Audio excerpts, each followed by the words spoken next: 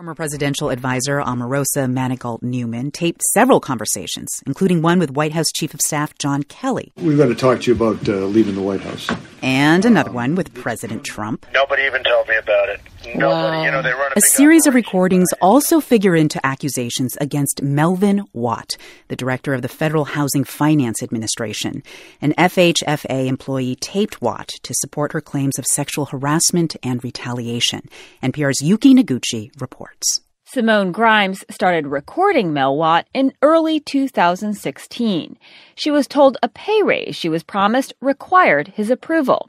But every time she brought it up, he seemed to be interested in a quid pro quo. In November of that year, she says he insisted on meeting outside the office, at his house. As she had previously, she recorded him on her cell phone. This is the safest place to do this. To have this conversation, it would be the safest place if it were going beyond this conversation. But I think you were concerned that I was luring you here for other reasons. Grimes' allegations are now the subject of an Equal Employment Opportunity Commission complaint and a separate lawsuit filed this month. She says she has multiple recordings with various people she works with that she believes support her case. The best thing I did was to record people without their knowledge because they were much more frank and honest. She did so, she says, on the advice of a friend. She says without it, her claims might have been dismissed. And I was fortunate that I was given the advice to record everything. Now, at first, I felt very guilty doing that. But she felt she needed to. Katrina Patrick is a Houston employment attorney. She says undercover workplace recordings are commonplace. When I first started practicing 23 years ago, it was a rarity. 5 years, you'd have about 2 or 3 cases where there were recordings. But today, the question really is, why didn't you record?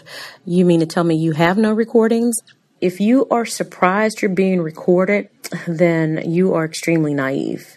It really is the way of the world. Patrick says the law governing secret recordings is complex. Laws vary by state. 11 states require both parties to consent for the recording to be legal. And there are federal rules, whistleblower protections, as well as labor and free speech laws that might apply. On top of that, some employers have policies prohibiting the practice.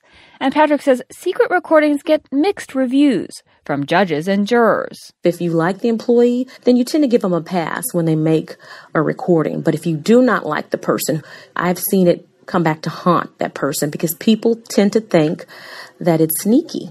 Besides influencing legal cases, recordings also have an impact on workplace culture, says Johnny Taylor Jr., CEO of the Society for Human Resource Management. It has changed the entire workplace dynamic. Taylor says for years, the mantra in HR has been to cultivate transparency and worker engagement. The struggle that we have now is if there is some concern that every word spoken is being recorded surreptitiously by an employee, then people are questioning whether or not it makes sense to be so open, so accessible, so employee-friendly. He says one case brought to him recently involved a female executive giving a female protege some advice, including about how to dress. The protege secretly recorded that conversation, argued the executive was being sexist, and brought a claim.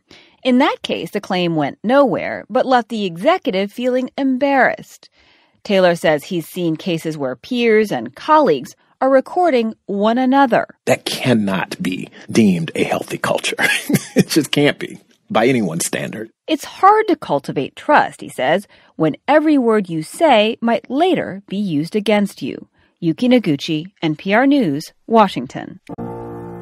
Strange fruit hanging from the poplar trees.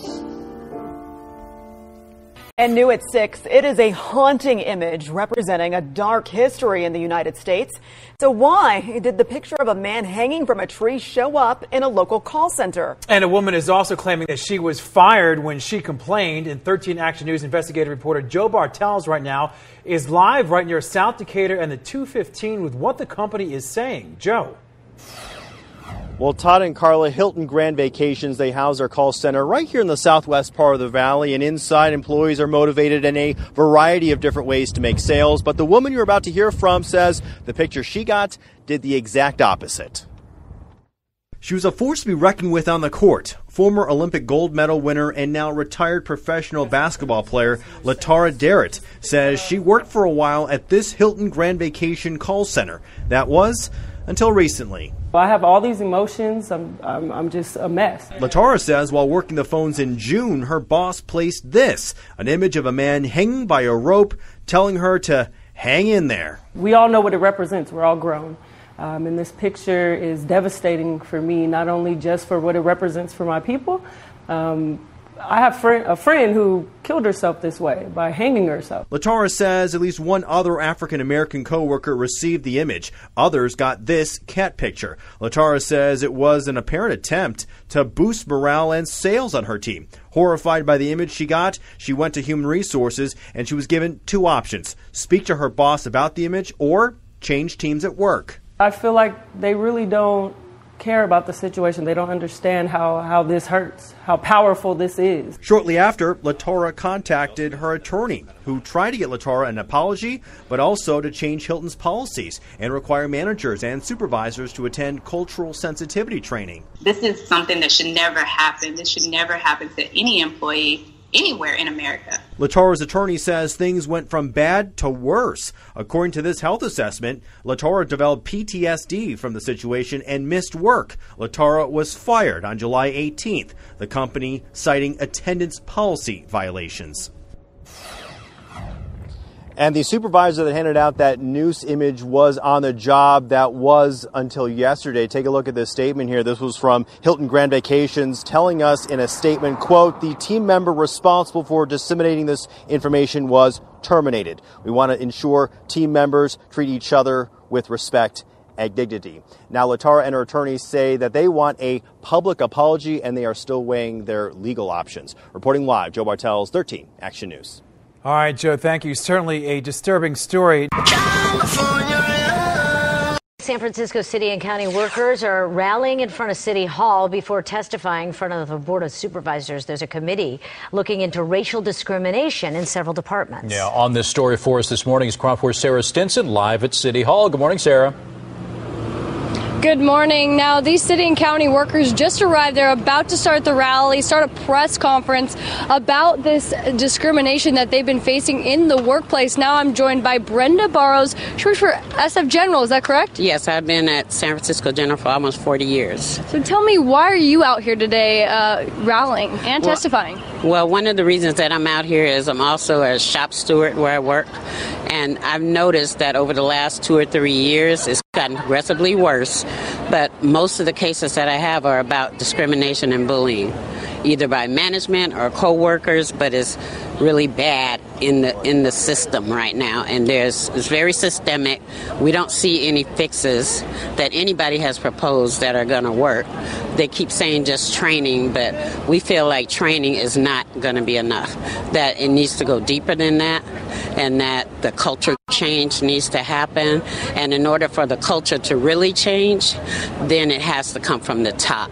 And we feel like, unfortunately, some of the leadership in human resources, I guess the top person, Mickey Callahan, just has not been able to get it done. And it's gotten worse under her leadership. And I don't know, I don't hold that personally against her, but that's the facts. Okay, and you're hoping that today's rally and testifying today in front of the Board of Supervisors is going to help?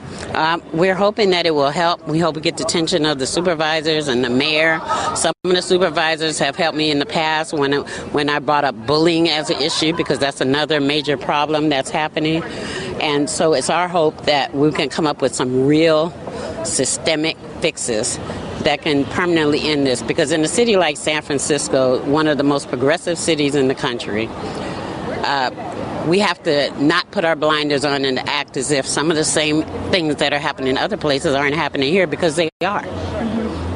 Well, good luck testifying today. Thank you for joining us here on KRON 4. Thank you for coming out. Yeah, thank you. And that rally starts right about now, just any moment now. And then they're going to head inside to City Hall and testify in front of the Board of Supervisors, the Audit Committee. They're going to hear them at 11 o'clock. And you can already tell there's at least 24 people here ready to testify. I'm live in San Francisco. Sarah Stinson, back to you. Thanks a lot, Sarah. Woo. If you are ready for a progressive Thursday evening. Context of White Supremacy. Gus T Renegade in for another broadcast, hopefully to share constructive, progressive information on the system of white supremacy, what racism, white supremacy is, how it works.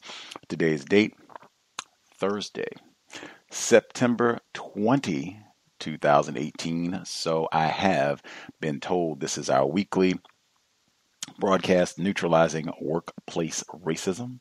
If we have any victims of white supremacy, non-white people who are listening to the live broadcast, if you have figured out a way to avoid these types of problems, no nooses are left on your desk or work area, you don't have those types of issues, you don't have any problems with being recorded without your knowledge, or you don't have a reason to record anyone because no one says anything incorrect or racist or terroristic or tacky to you. So there's never a reason for you to record anything in your work environment. You get your promotions, your raises without problem every single time. Grand. You should be the first person to dial in and tell us how you did that. Help us replicate. I won't call it success, but at least being able to navigate in your work environment with minimal problems. We would all like to get to that position, if not better. The number to dial, 641-715-3640. The code 564943 pound. Press star 61 if you would like to participate. Certainly, if we have folks who have problems, dial in. We will offer codified counter-racist suggestions, perspectives on what your situation is, and perhaps ways to think about what's happening, solving problems without creating new problems. That's something that is supposed to be emphasized here. Quickly, want to make sure I give out the directions again for listening live. I know most people listen to the archives, but if you want to listen to the live program, 8 p.m. Eastern, 5 p.m. Pacific is our normal live broadcast time. You can listen live at Black Talk Radio Network.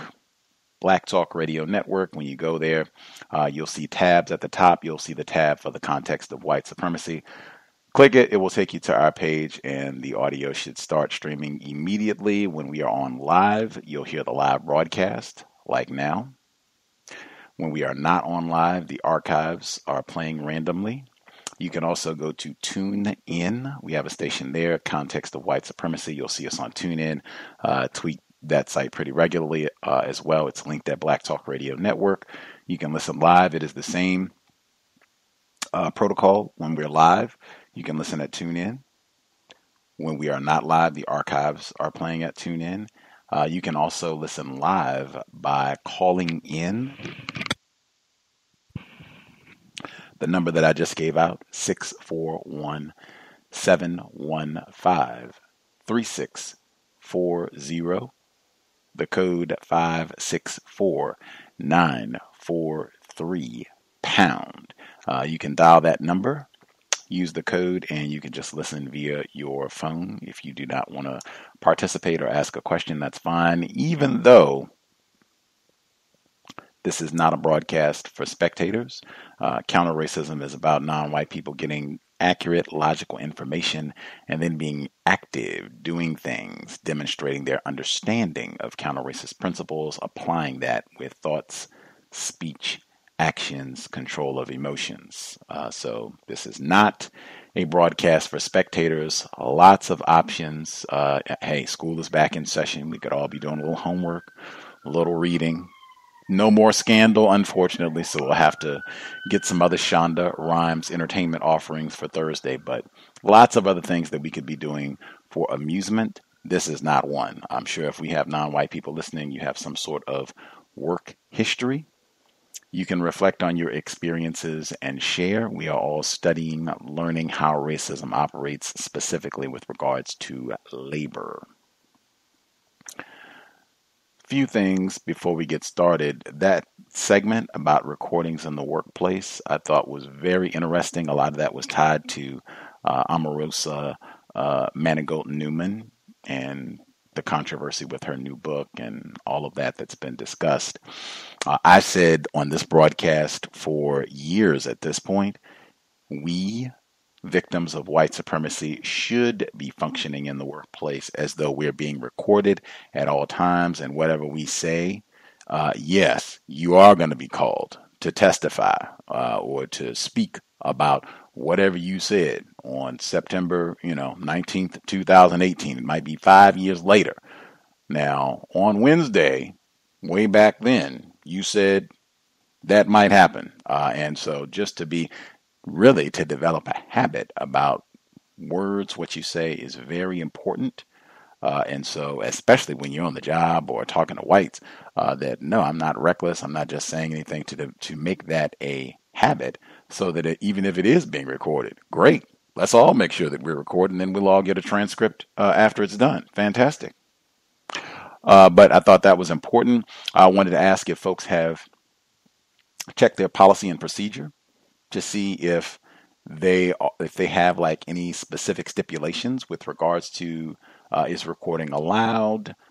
Is this a fireable offense? Did they say anything about it at all? Do they care? I know we've had some people who said that they had issues. I remember we had one listener specifically. She said that I think she had some sort of desk ornament. I've said again, don't have anything at your desk, but it was something. It was an item that was not a recorder. I don't remember exactly what it was. It may have been like a stress ball, or I don't remember what it was, but I know it was not a recording device. Her suspected racist coworkers, they either didn't know what it was or just decided to lie to, suggest that it was some sort of recording device and began spreading rumors that, this was there to record what they were saying, and this was getting around the office. And then someone actually came up and said something specifically about this item. So, whether or not it was a recorder and, maybe she shouldn't be doing that. Then she had to explain what it was and all that. So, just questioning, since it has become so widespread, have folks actually check their policy and procedure to see if it says anything about recording, and then just how has that impacted, because it seems widespread at this point. I know we've talked for a long time at this point, and I think a lot of listeners have said that, hey, I heard Roz or Emmy or any number of different listeners or callers talking about the types of recorders that they have and when they have used them, and how it's been helpful, how it's been a constructive asset with regards to their workplace code. So for that length of time, how has that altered how, folks are functioning in the workplace? Has it really benefited, or has it just been a neat little toy? Oh, I can whip this out and record every now and then and have audio that I'll never, play in 5,000 years. It'll just be stored.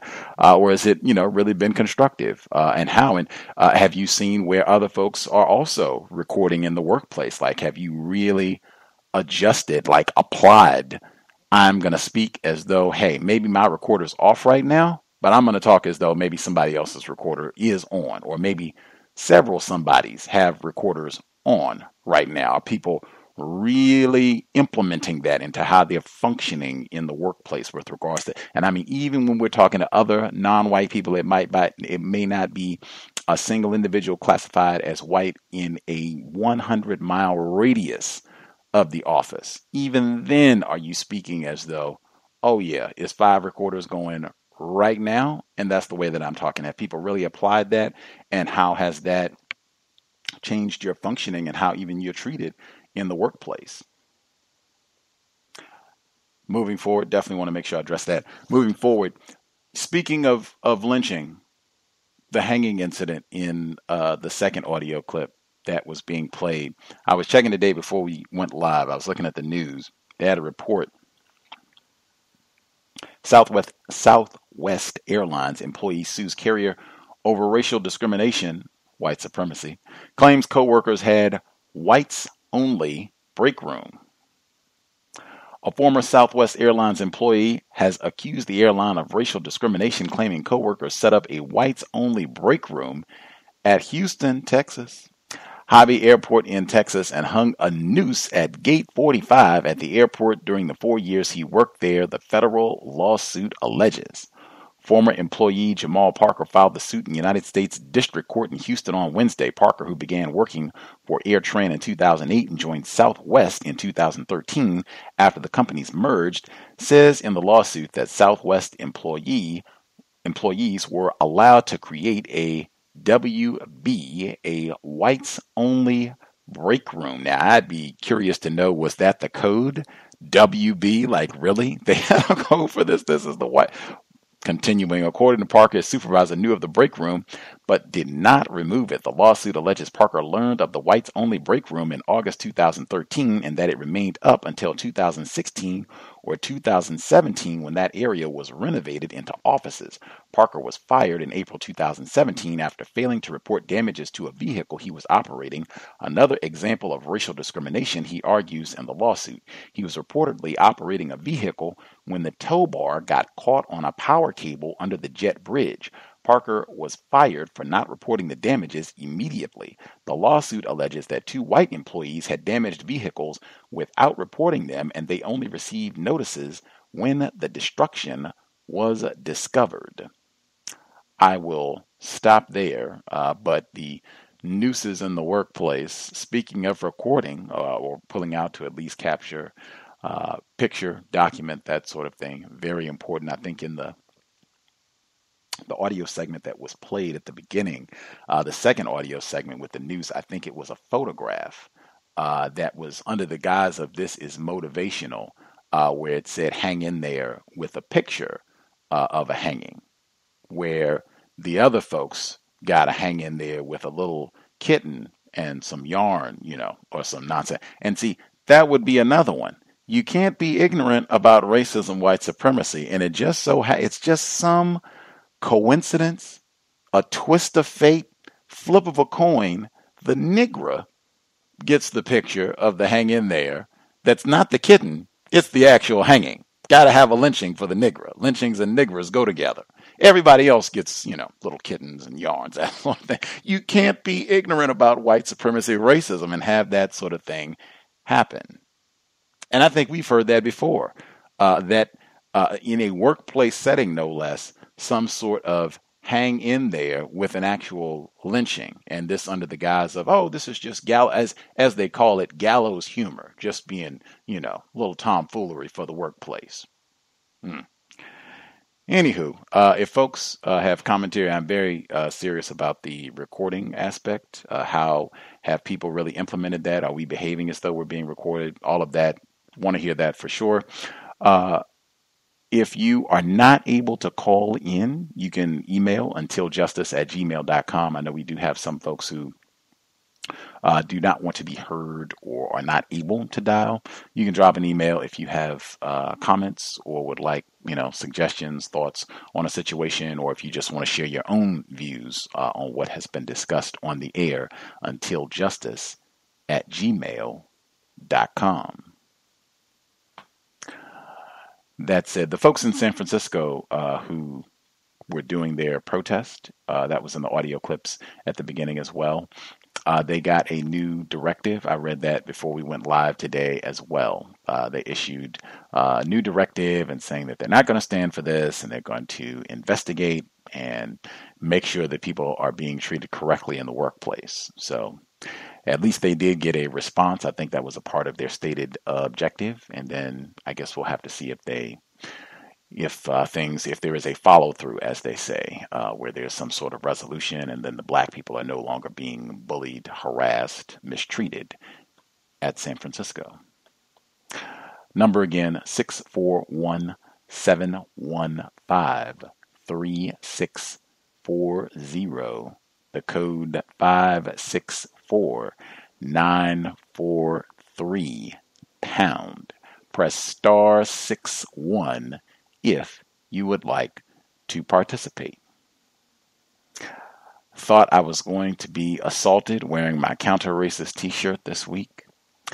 Easily the most threatening encounter that I've ever had in the 6 years that I've had the counter-racist t-shirts now, and with a black person no less. Absolutely. Woo! But that has nothing to do with workplace racism, so I'll have to tell you all about that perhaps Saturday. Compensatory call-in, but very dangerous week on the plantation for Gus T wearing his counter-racist t-shirt. Folks who dialed in with a hand up, line should be open. Feel free to share.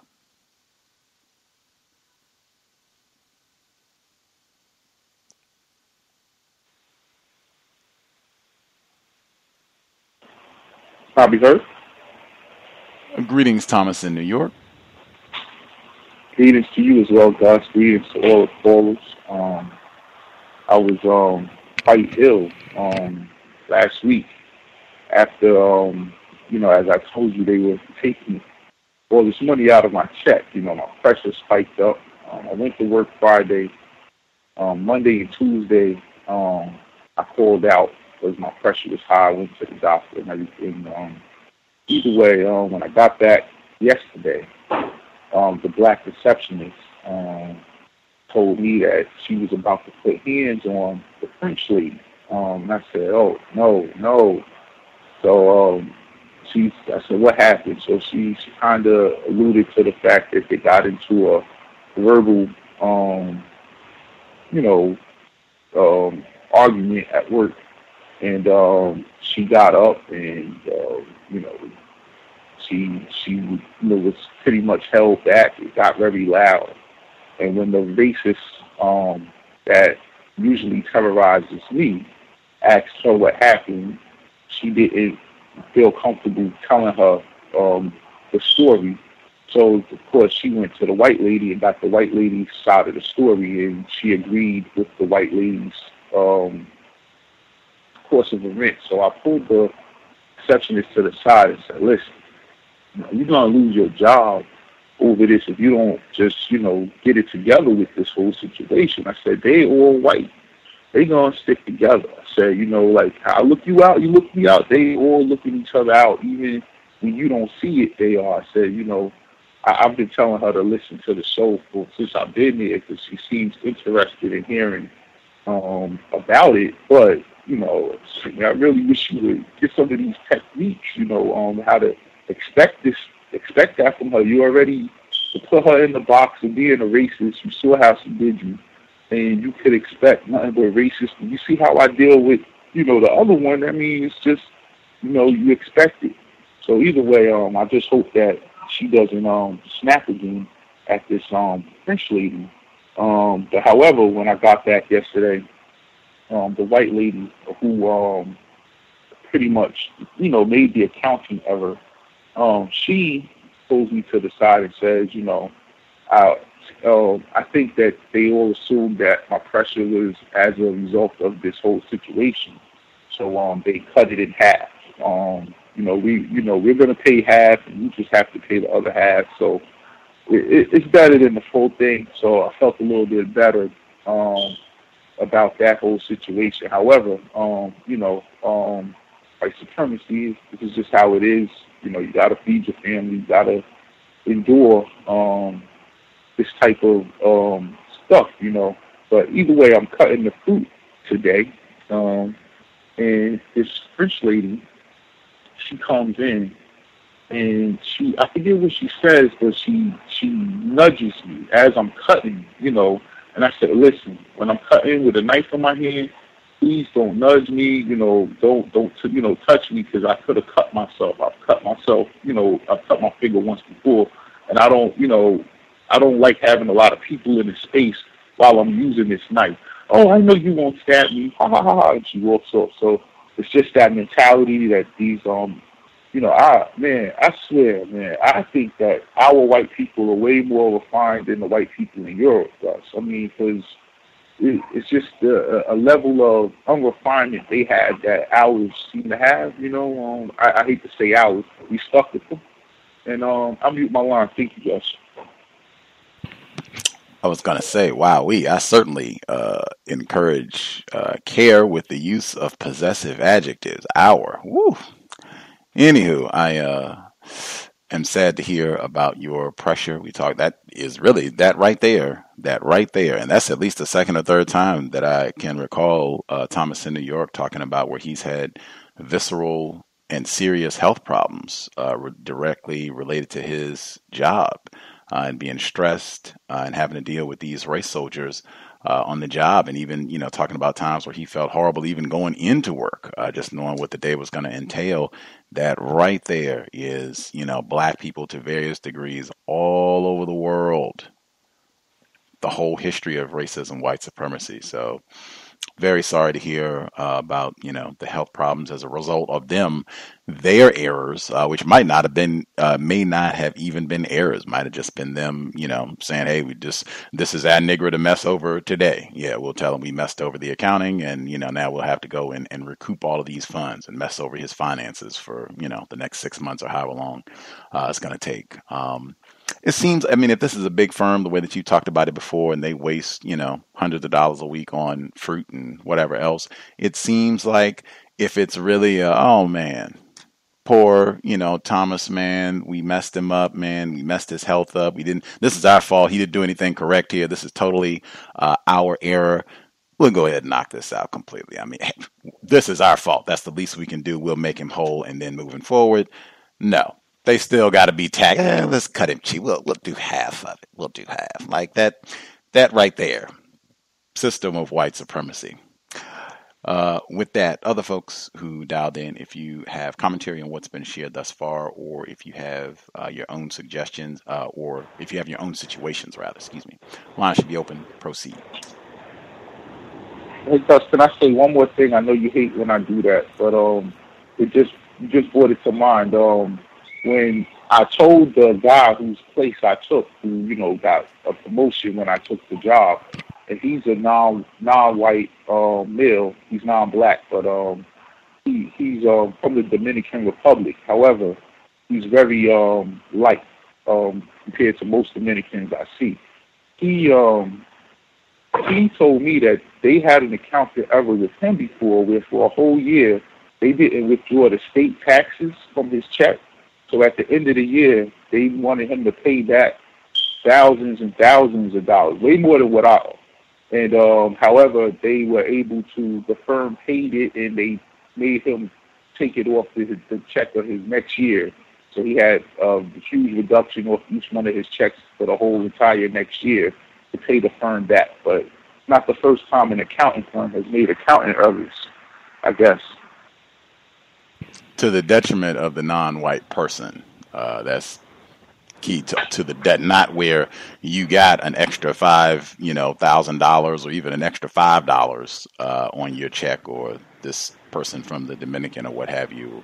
It's not that, you got hooked up, you got money that you weren't supposed to get and then got to keep it because it was their error. It wasn't something like that at all. Anywho. Other folks that we've not heard from, if you have a hand up, line should be open. Proceed. May I be heard? Yes, sir.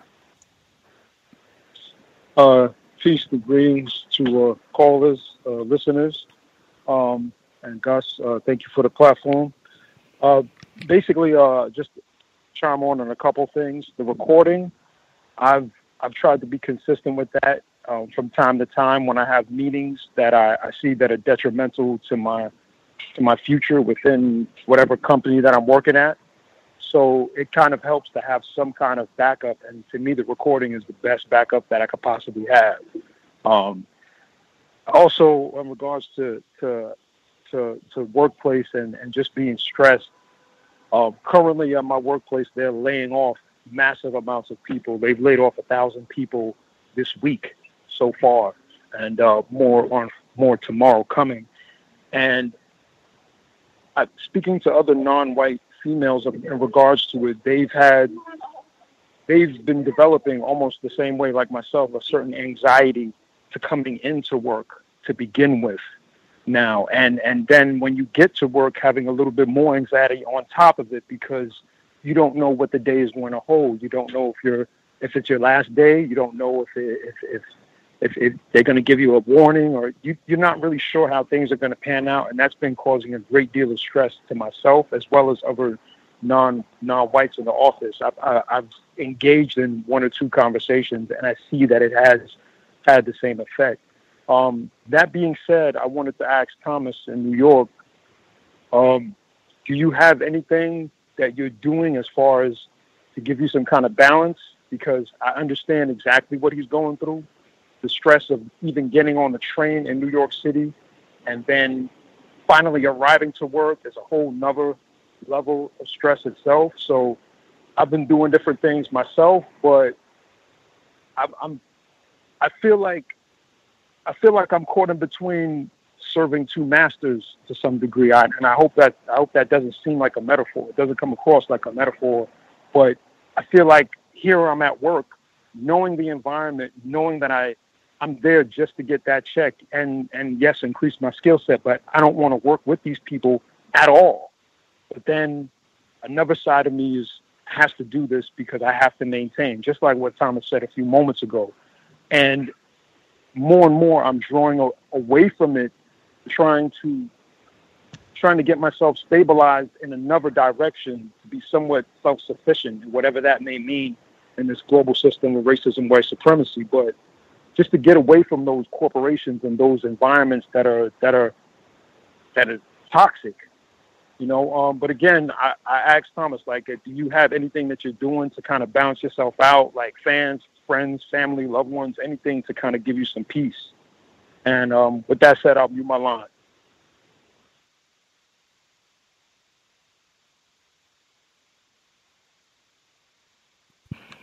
Did you want to? I don't believe in peace until we resolve this problem. It's no rest at all for me. So I got to do what I got to do. So that's just what it is. My therapy, I guess you could say, is calling into the cows and other shows and expressing myself. But for the most part, I expect to be stressed.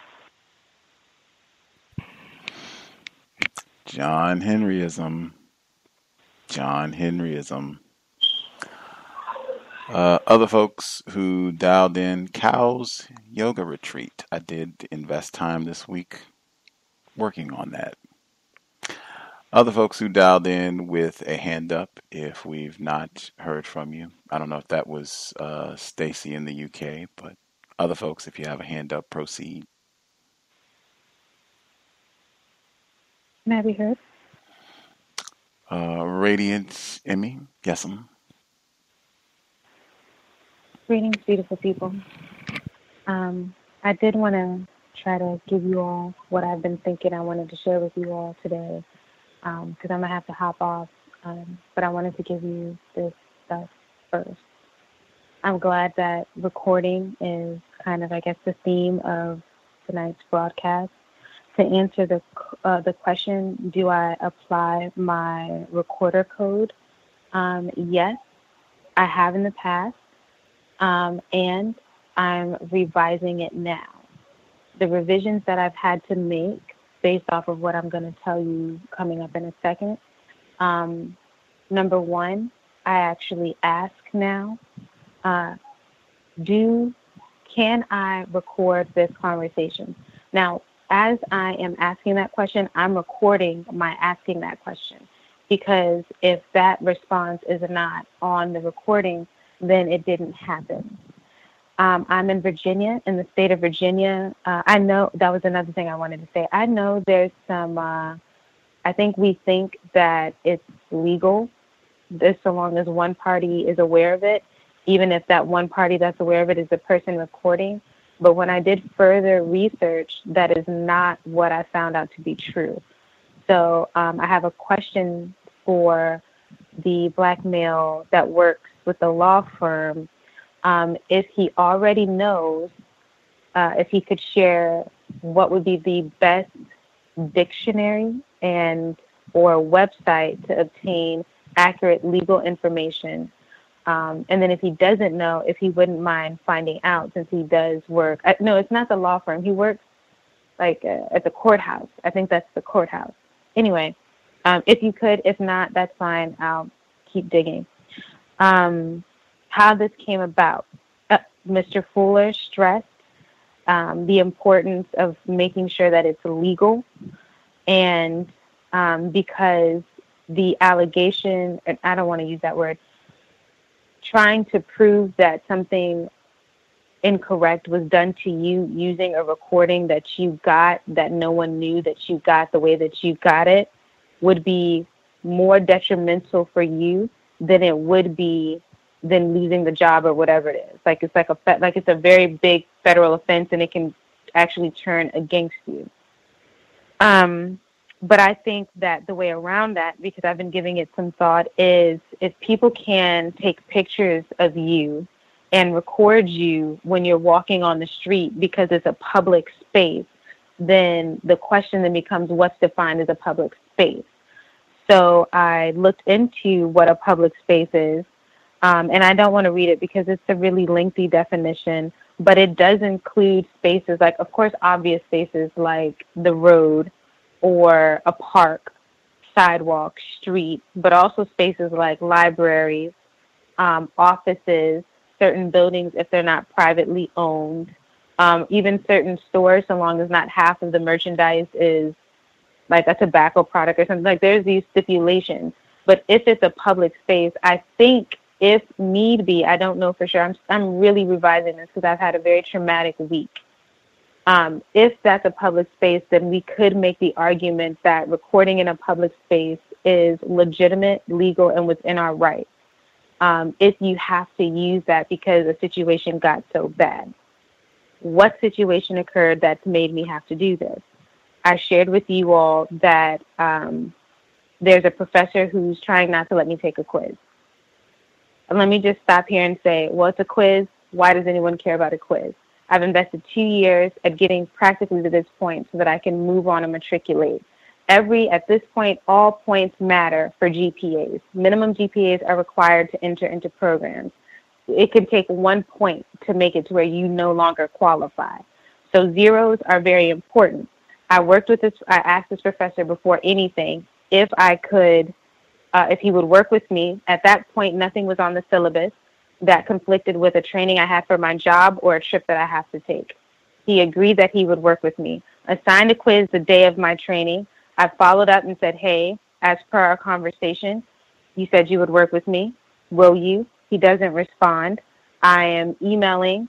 In total, I'm going to make this short. In total, I send 3 emails, and I write on his dry erase board. Monday, I had the exam. I asked, this is a very long story. I don't feel like going into it, but he's not letting me take the quiz, to get to the point. But not only did he not allow me to take the quiz, he proceeded to inform me about not letting me take the quiz in a 20 to 30 minute session where he wanted to let me know that he felt that I was disrespectful and rude, his direct language, and that, and all of his body language, and even upset that I wrote on his dry erase board. And I apologized and kept reiterating that I wanted to resolve the situation can I take my quiz?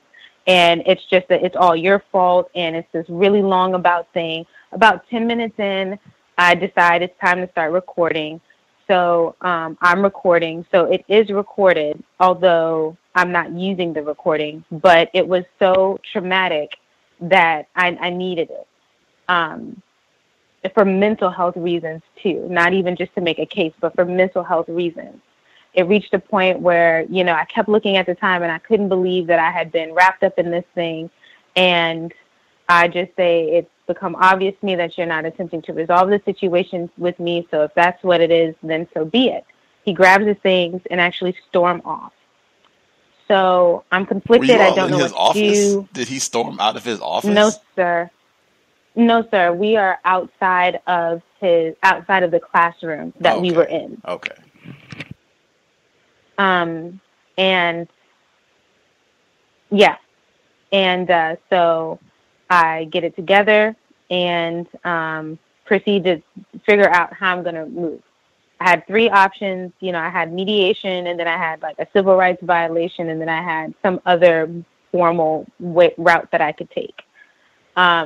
I decided to try to get a mediator, and because I felt the less one was better, Mr. Fuller confirmed that if you start going with allegations, then it gets sticky and it gets very hard for you to prove abuse or abuse of power, anything like that, especially with the recording you can't use. That's illegal. Even if everything else is like written, it would still be hard to prove that conversation. So, you want to start at the chain of the command is the way that he talked me through it. So I did that, set up a meeting with a mediator. We mediated. It was just me and him, and it's a non-white black male. And he said that he would reach out to the professor or reach out to the head of the department. I opted for the head of the department so that I could have oversight and protection for future grading because I don't want retaliation. Well, he told me he tried to reach out and set up a meeting with the head. He wasn't able to. I did it myself and was able to. I kept everything in recording. At every point I asked, can I record this conversation? And then I start recording. I had the meeting with the chair. That's his title, the chair of the department. I had the meeting with the chair of the department, and what worked? I asked if I could record. He said yes. What worked was using some of the wording that Mr. Fuller provides in his text. I felt very strange doing it because I don't really talk that way. Like bringing up the Constitution, I don't think I've ever brought up the Constitution in a regular conversation before, as if that's something I'm actually using. But it sets the tone of how how severe this is or how serious this can be. And having everything in writing, I cannot stress that enough. My new code is the moment I feel, and it might even become that no person can actually speak to me directly. I know that might sound weird, but if it's something that you're requesting or that you need that's outside of a greeting or something, I need you to go ahead and put that in writing. That is just, and I might make up some kind of thing like I'm so forgetful, just go ahead and put it in writing and I'll make sure to go ahead and address it. If at any moment I feel that this is not a equilateral, neutral conversation where we're trying to accomplish the common goal or mission of whatever institution I am in, I'm requesting that you either allow me to record this conversation or you email me, put it in writing. And if they refuse, then I'm just walking away. What I just went through on Monday was so traumatic. It reminded me of the thing I tried to share with you all, but didn't even do a good job sharing before. And so with the clip bringing up PTSD, I've been dealing with it all week long. Now, I will request that no one say, oh, I'm so sorry that you're going through that, and I hope it gets better, blah, blah, blah, blah, blah. As you know, a war is being waged against us. This is just my battle over here. I'm fine, but it's very, very real. And I'm dealing with it. And so far, I do not have a resolution to the problem, but it is out of my hands, and that does give me some resolve. At this point, there are people with more power than me to resolve this situation, and they know that I'm serious and I have things documented, and I've already determined how far I'm willing to go, because I should not accept a W on my transcript or a grade that lessens my GPA or be graded harshly. So I'm prepared. From this point forward, the professor is not allowed to speak to me directly. It's just not happening at all. I will simply walk away. And that is just standard. I've made that clear that there's no direct communication with me.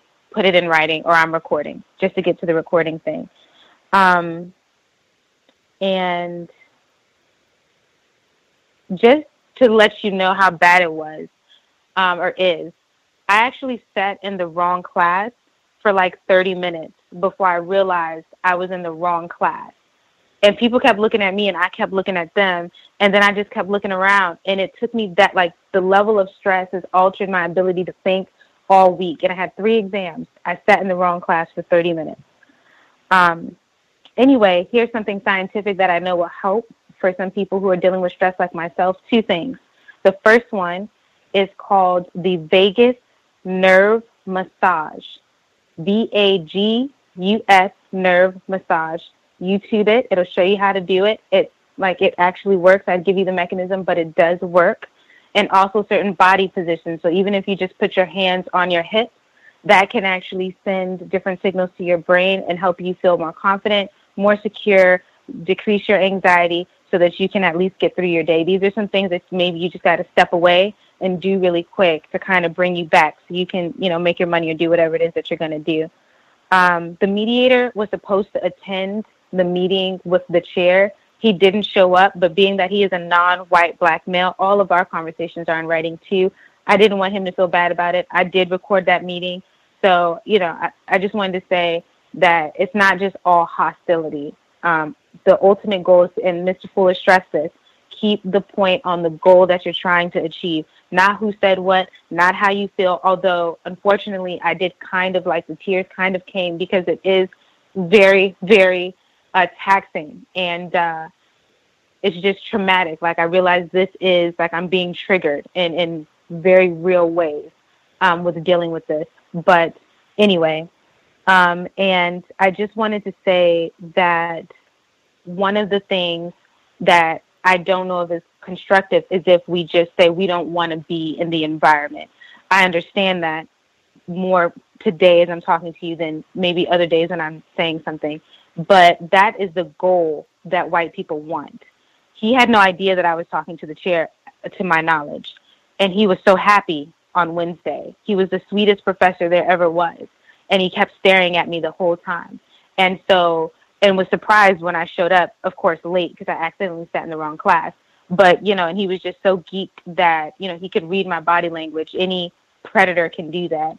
And so I think we should understand what's going on and not give up, no matter how it feels. Because they hold the keys to the doors so that we can establish things for ourselves. We can't be practitioners of anything without going through white people. So, I mean, and I don't know, take what you do with it. Hopefully some of the stuff I said was helpful. I thank you all for listening. I'll hang out just for a little bit. But thanks anyway for listening. I reckon briefly before you venture off, thank you for sharing. You said it helped your mental health to record when you were being verbally terrorized.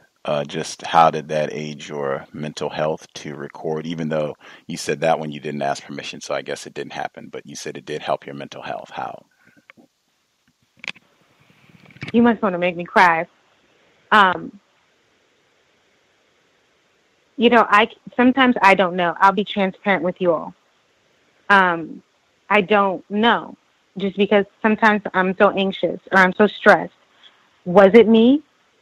Was I aggressive? Was I up in his face?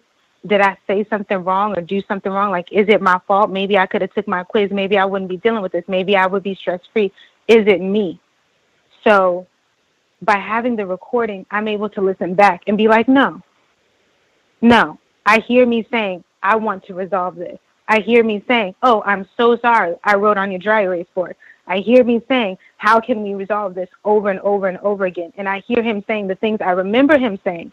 But when I get stressed out, I'm not sure. Did I remember it? Did it happen that way? Or did you just make that up? And by having the recording, it confirms for me what happened. So I'm not crazy.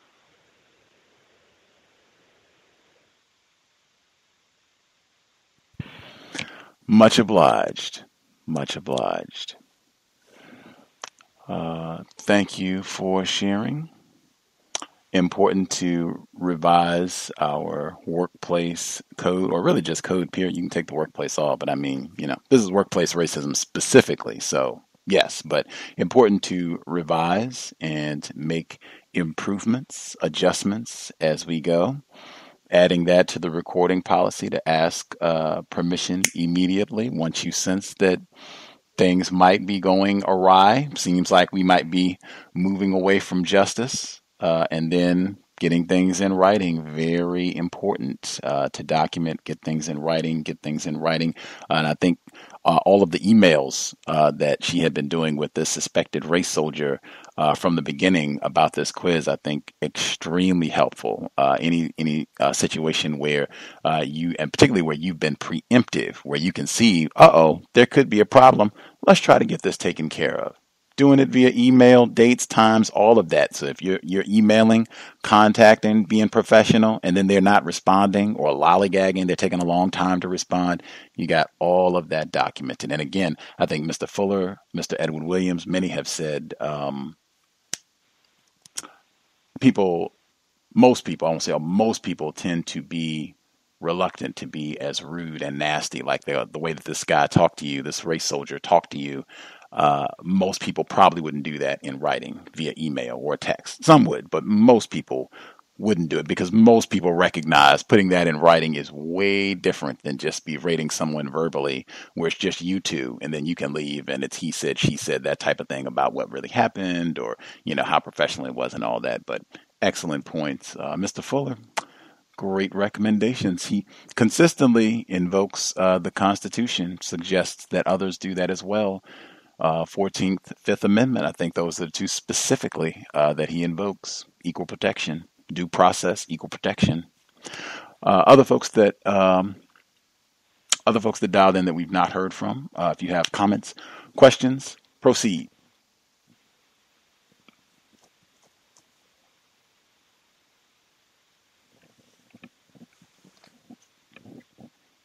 If you dialed in more recently with a hand up, just a moment and I'll get to the lines as we proceed. Can I be heard? May I be heard? Let's see. We'll get Red in Nevada. I heard Drapetomania as well. Thank you. Thank you for allowing me to share, and I'll be quick, Ms. Drapetomania. I know a few weeks ago I had shared that this race soldier had, or this racist rather, at my job had applied for a new position, even though they had started at the same time as I did. And it kind of made me think about, you know, what Emmy was saying, you know, kind of doing like self-talk, because I didn't even think that I would, you know, qualify to apply for another position because I did not fully learn all the different aspects of what I'm doing now.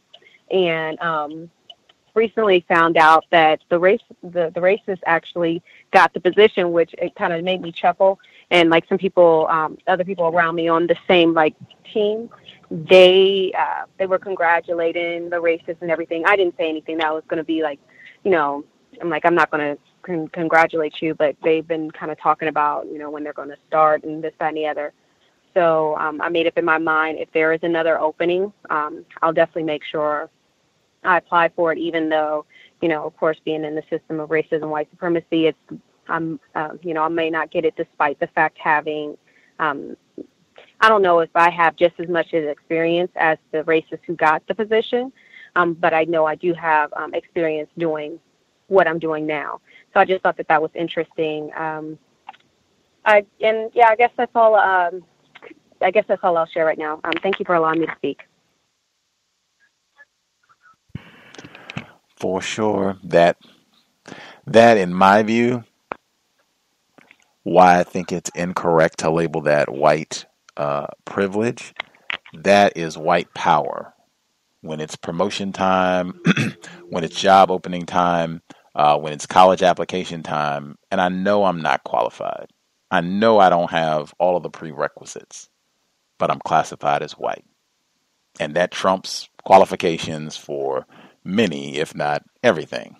That right there will go a long way for me. And you, regardless of your skill, competence, strivingness, willing to stay late, are classified as Negro. That right there is going to go a long way to negate your progress or how you will be thought of here, regardless of what you do for this here company or institution, classroom, whatever it happens to be. So very important to keep that in mind. And again, in my view, that is not privilege. That is white power. When you can have Dopey get promoted and then congratulated by others who are probably more qualified. Draftomania, did you have commentary, ma'am? Yes, sir. Good evening, Gus and Jess. I'd like to thank everybody for sharing who shared before me, and I would like to also tell Thomas that I really hope he takes care of himself.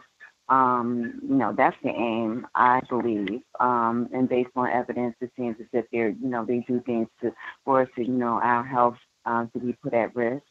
And, we just got to take care of ourselves to the best of our ability. I can identify with any, I really saw her pain. Like, I can really identify with her with the whole recording thing and, how that helped with her mental health by recording and listening to what she recorded, because then that helps her to, confirm that she's not going crazy, because the system of white supremacy is set up to make us think, make us doubt ourselves, and make us think that we're crazy. So my workplace racism was, I was doing a little temporary job and that ended. But I have been going on interviews, and I had a spot that told me to come in for an interview, and I did all of my research because I've been having some really it's been some really crazy little situations that's been going on when I've been applying for work. And I can recall the codified software, I see the codified software, I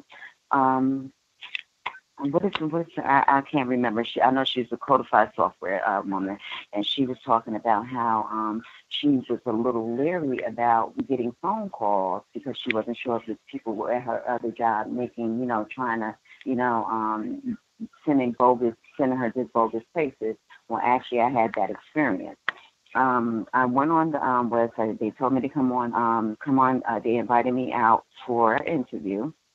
Now, when the lady, or whatever she is, the suspect soldier called me, I noticed like there was like some giggling or whatever, but I said, I'm going to still go out to the interview, and I catch, because I don't drive at this point. So I caught the bus out there. When I got out there, first of all, I had an incident on my way to the spot with another suspect, a soldier that I used to be. Had problems with her when I was catching the bus when I was working at the call center. I was trying to find out where I wanted to go. She acted like she didn't know where the place was. I usually try to give myself enough travel time because I hate being late. I've implemented that in my life for years now, for decades now. So, I like to show up at least an hour or leave out of the house, give myself enough time to get to wherever I have to go on time. So by her, not trying to find out where the spot was, they ended up leaving me, and it left me in a position where I was going to end up being either late or just on time, and I don't like that. Because she didn't want to take the time out to find out exactly where the stop was. And to come to find out, I had to go inside the depot, get the information from the depot people, and it was her bus that I was supposed to ride. So that was the first, this is how this all started off. Then I get there, I get off at my stop, couldn't find this place, and had to walk a little distance or what have you. And I ended up going to the bank because that was the closest spot. And I figured if I go inside of there, security would be able to direct me. So, they're trying to help me out, trying to tell me where I should go. So I walked to the destination that they told me that I should go to, get over to that area, and that address is nowhere to be found. But when I called the job, I talked to the lady. I even looked on their website. They had a website and everything, but that means something because, they have a lot of scams and things like that. And, like I said, I noticed that it was this constant giggling, So she said, well, she's going to send me a picture of the place. So I never got the picture of where she was supposed to be directed me to. I called her back when I got to the area where I thought the spot was, and told her I couldn't find the spot. I never got a return phone call. So then I just came to the conclusion at that point that it was a game. It was, some type of game that was being played. Somebody played a little game. One of the soldiers, the suspect, was playing games to get me to go off somewhere. I'm going on a wild goose chase for nothing. And this is about maybe, I would say, the fifth incident that I've had. Last week I had an incident where I was supposed to get a call back from a position, and they never called me back, and I had to get up early in the morning for that because it's on Central Time. I'm Eastern. It's just been some incidences that, and I don't believe in coincidences, especially not from my experience, and especially not in the system of white supremacy. I have too much listening to the show, and I have my own experiences to tell me that a lot of this stuff is just not incidental. And so that was my situation. And I just was like, thank God I had another plan set up. And after that, after I went through a little running around or what have you, I still was able to go to another place and just, fill out an application. So my day wasn't just a waste. I still had a productive day. And today I got a call from unemployment. They did a little questioning or what have you. So I'm not sure, I would have to wait till my letter comes in, so then I'll be able to know whether I have obtained unemployment. They was just basically asking me questions about why I was let go or what have you.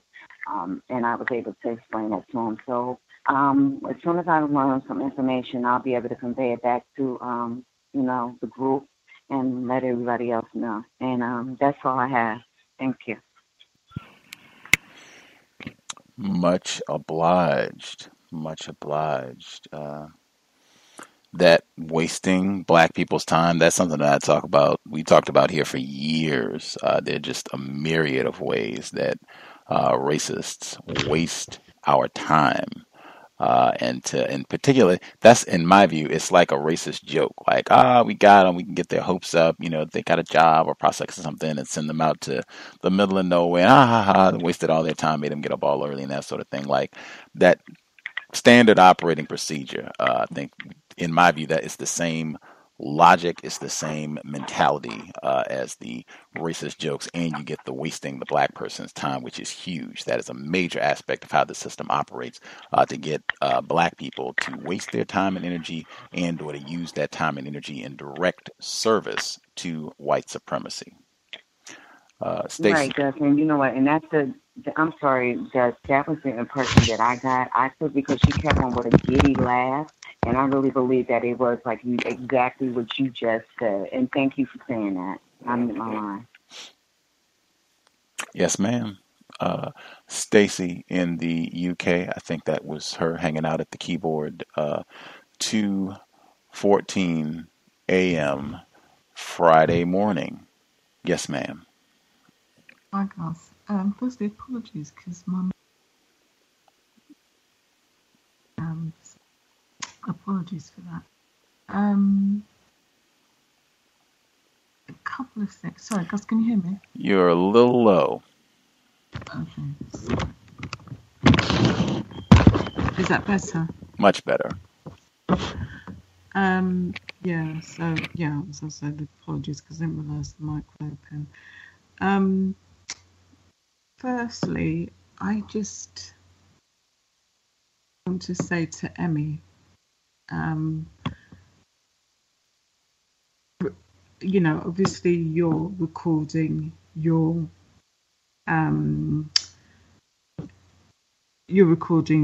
meetings or whatever because you're going through whatever experiences that are taking place in your workplace, and I don't know the laws in your state. You'll know that better than me and how to handle that.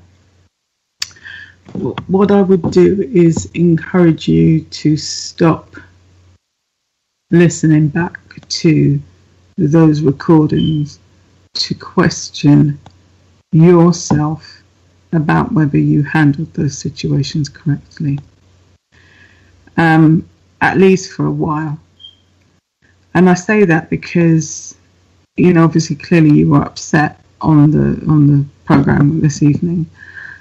And what that is, and I say this because I know it firsthand, is that gradual drip of people chipping away at your confidence and chipping away at your sense of self.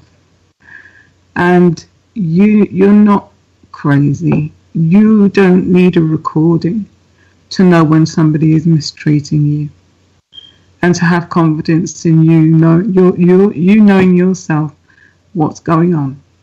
Now, if in a while you want to listen back to those recordings to test how you could handle things differently or how you've improved on your practice, that is something quite different. But what I hear is you questioning yourself, and I don't say that as criticism. I say it as somebody who knows firsthand what being on the receiving end of abuse looks and sounds like.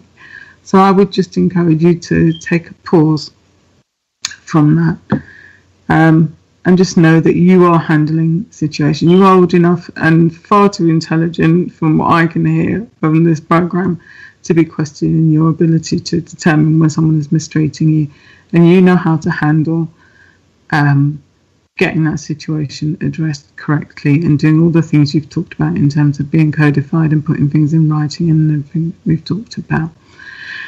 And you encouraged me last week to take a self-care day. I've in fact decided to take the week or so off, and I would encourage you to do the same thing, just because there is a build-up, and sometimes we don't recognise when it's happening, and it's a nasty, it's a nasty racist environment that we're in, and they're well practiced. They know what they're doing. They're very scientific, and it's for us to make sure that when we see the signs of it having an impact on us, just to take time out, and you'll be fine. Gus, in terms of my update, somebody mentioned about people, I think it was Red, about the people getting jobs when they're not qualified. There is, there's so much injustice in the organisation where I work, but sometimes it's quite sickening for me just to watch and see it take place. And, as you become more aware of the mistreatment and understanding the system of racism, it's hard not to see it in front of you. And there is somebody who's now an executive director in the organisation. And I think she probably started late 2015. And she's gone on maternity leave twice. And she started as a head of team. Now, when you get maternity leave, you can be off for a year at a time. And she's been off for a year at a time. And somehow, having come into the organisation in 2015, taken 2 years worth of maternity leave, she is now an executive director. And she was made director in January when she came back from from maternity leave, and somehow has now progressed to executive director within the space of a year. Not even a full year, because she was made executive director probably in sort of July period. Yeah. So how you can demonstrate your ability to jump from a head to an executive director within the space of 2 years, or 3 years, when you've had 2 years out of that as being on maternity leave, I don't know. And that, I guess, is what racism looks like. I'm going to mute my line, Gus. I'll come back if there's time to add to the updates. Much obliged. That is spectacular for turning a day off into a week off. Self-care is extraordinarily important. Bravo for making an entire week available for self-care. Bravo. Other folks who dialed in with a hand up, if you have commentary to share, line should be open. Proceed.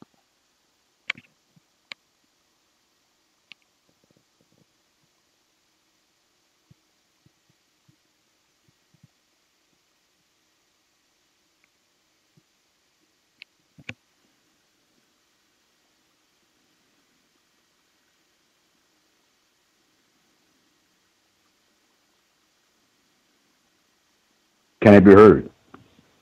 Greetings, retired firefighter.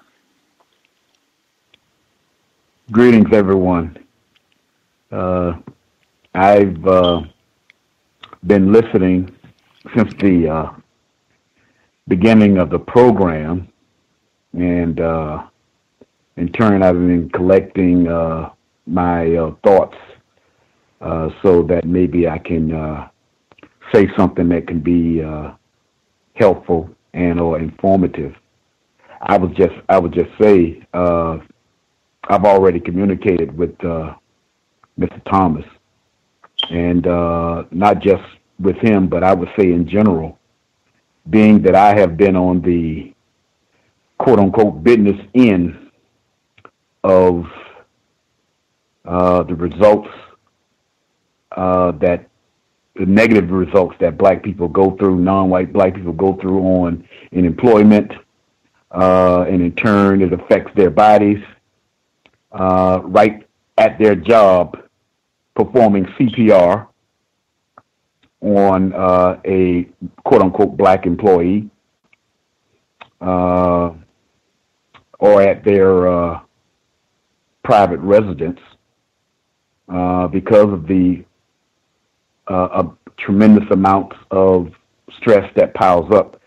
I would sternly recommend that we all find healthy means of medicating our stress or the impact of racist white supremacy under the people activity of employment. I myself, over the 28 years that I was employed on that particular job, coaching helped me. I've heard the sentiments about football, but I would say very, very few of it is taking up the time of the participants damaging their brain cells.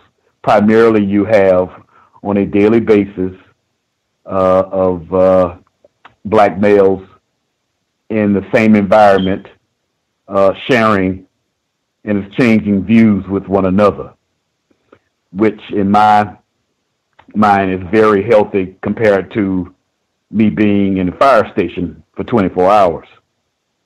I would say even, and the things that I'm saying, I'm pretty sure most people already have an understanding of. You just have to, you have to make yourself put it into your life and your lifestyle.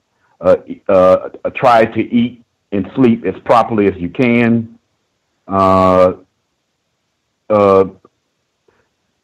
Ladies, males, we're in a war-like conditions. We're in the war conditions. White supremacists are not playing with us at all, and we're going to have to gear ourselves to be able to maximize ourselves when we're on these jobs and when we're not. And these are just some suggestions that I have been attempting to utilize. Now, I'm not always good at any of the things that I'm telling you, but I do know that they work. I do know that they work at all. And if you don't make attempts daily to provide some sort of healthy alternative, then you're going to have some serious problems. As I mentioned, I've been on a lot of calls at people's workplace, and it is not unusual to see a non-white person, male or female, in their 30s, which is not very old, in their 40s, which is not very old, and they having a heart attack, or they having a stroke.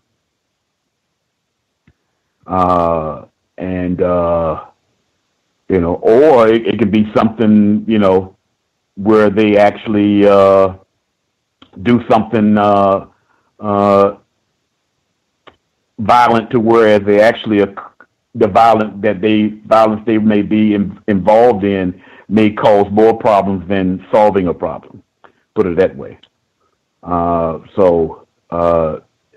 The practice of racism and white supremacy in a people activity of employment is probably the most consistent contact that we have with the racists. Is in the people activity of employment. So therefore to compensate that, we have to be able to when we are not in the same physical environment, that we have to be able to do the best we can as far as in those departments that I mentioned. I heard Miss Emmy, every time I hear of a non-white person upset that seems to be upset, especially a female upset, because I've had females personally in my life. As you all know, one of them transitioned. It kind of like bothers me also. As far as I believe she was talking about class, as far as in college, as far as that's concerned. Basically the same thing, the same policy. And I've actually heard her mention about some of these policies as far as eating and sleeping as best as you can, and also exercise and that sort of thing. Just kind of step it up, as far as what you think you need to do in order to provide some sort of adequate compensation to that problem. It is essential. And that's all I have. That's all I can think about right now. And I'll mute my line. Thank you. Context of white supremacy. Self-care. Self-care. Much obliged, retired firefighter.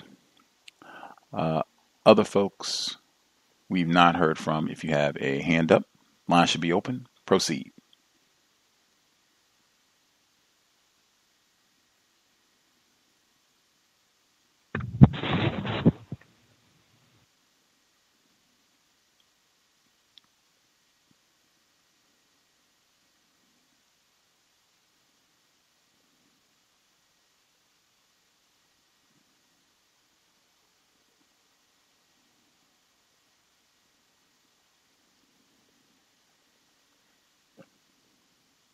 Never heard.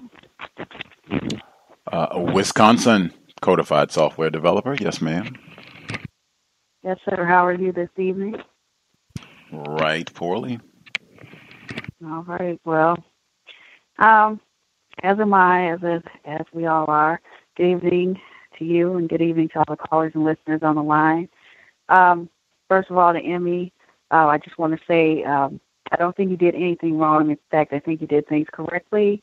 I had a similar experience when I was in school, where I was in this computer science class, data structures and algorithms, and that class is generally a weed out, what they call a quote-unquote weed out course, where you have to get a certain grade in order to pass the class.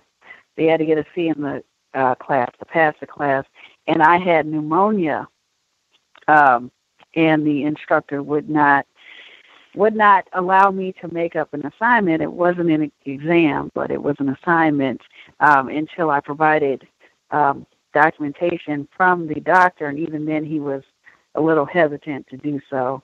So I'm glad that you're actually pursuing that. I will say, just like retired firefighters said, we have to find things that are constructive outside of what we're doing on the job.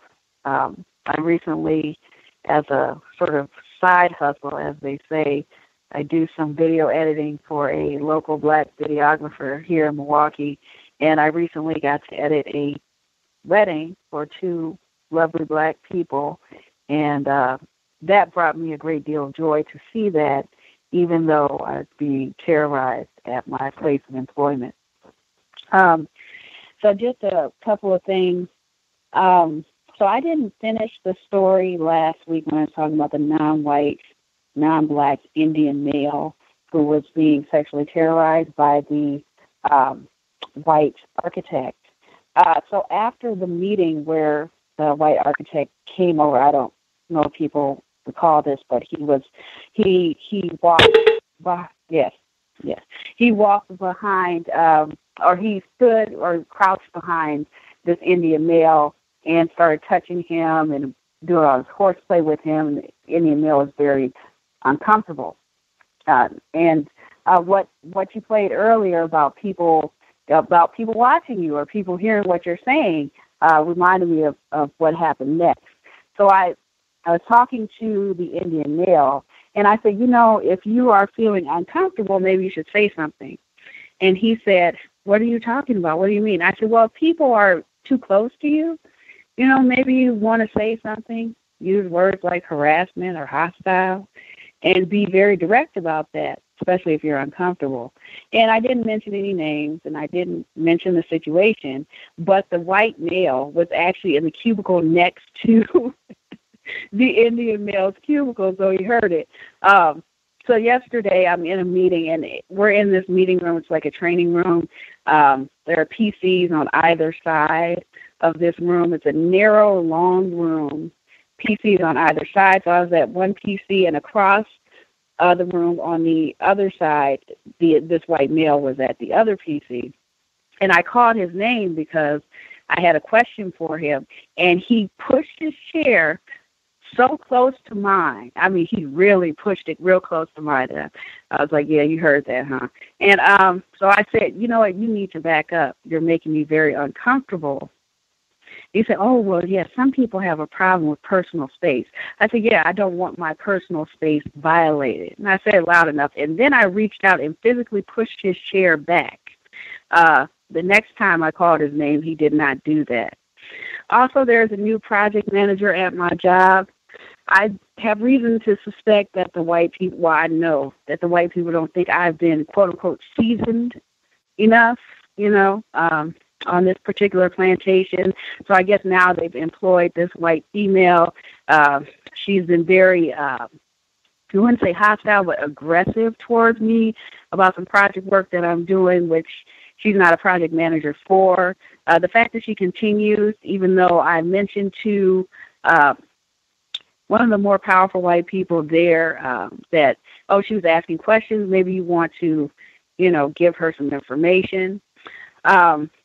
The way she keeps on persisting, I have reason to believe that the powerful white people at my job are actually encouraging this, that it doesn't seem logical that they wouldn't be. But that's it, and I will mute my line. Thanks so much. Much obliged. Codified software developer put her hand on his chair to back it away. Outstanding. Black self-respect. Phenomenal illustration of black self-respect. And I talked about a man from retired firefighter. I think last week I had emphasized specifically when it comes to your personal space, your body, all of that on the job.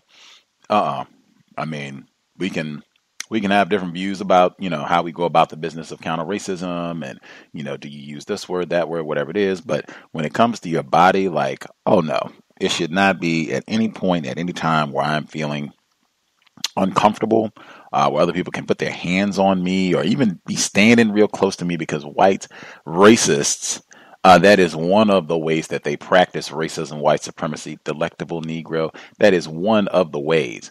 And just making us uncomfortable. And I think that has been a theme, us just not being comfortable, being stressed. That's one of the ways, and just violating personal boundaries. And it's the same type of philosophy where, maybe this week we just, I move my chair up really, really close. And then the next week, maybe I just hover a little bit. And then maybe the next week I put my hand on the show, and then, who knows where all of that goes immediately. The very first time I'll clear my personal space is being violated. I do not want to be or do not wish to be harassed. Please move. Direct. This is not question lane time at all. Direct about there's a problem. Please move immediately. And then if it's a touching situation, because I've talked about that before, we talked about that before, where sometimes they're grabbing or whatever it is. You can go ahead and, swat the arm away if that's the case, if they're doing a hug type situation, as you're moving away to make sure that there's distance, but be clear that it's Black self-respect every time. Bravo. Job well done. Other folks with a hand up, if we've not heard from, I guess I should give out the number again, 641-715-3640. The code 564943 pound. Press star 61 if you would like to participate. Other folks, if we've not heard from you, go ahead, share your thoughts.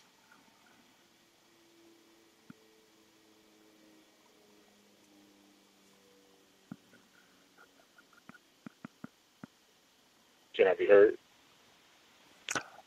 Caller in Florida. Yes, sir. Thank you very much, sir. Greetings to Gus, the host, the listeners and callers. I wanted to start out with saying that now they are sending out emails about doing these yoga classes on Wednesdays and Fridays. So I was thinking about how Gus doing the yoga practice. And I think they've been doing this mainly this year. And the warden, she is going to the classes. But the first thing I wanted to share with the workplace racism is there was a metaphor that was used by the lady that works in domestic relations and child support. And she says, you know what DR stands for, and this is the non-white female. She said, she used a metaphor saying, do you know what DR stands for? And she asked her what, and she says death row. So I guess that was using a prison, I guess, metaphor. So I asked her, now where was she going with that metaphor? And she was like, she had no idea. She's saying that you all as the employees on death row and she is the warden or something like that. And she said maybe that's what she was saying. So that happened a little while ago, but I forgot to share that one. The next one was there was a person who came in to get a marriage license. It was a white man. He definitely looked disheveled and unkept, but still, he's still a white person, still greatly high value all over the world. So he apparently was with this non-white female who had a heavy accent, like she was from a different country or something like that, maybe South America. And the black female who presides over the marriage license department, she was saying how she was very talkative and excited and was interacting with her, but when the white man came in, he just looked very uncomfortable. He was very withdrawn, very distant, and I guess it started to affect her mood.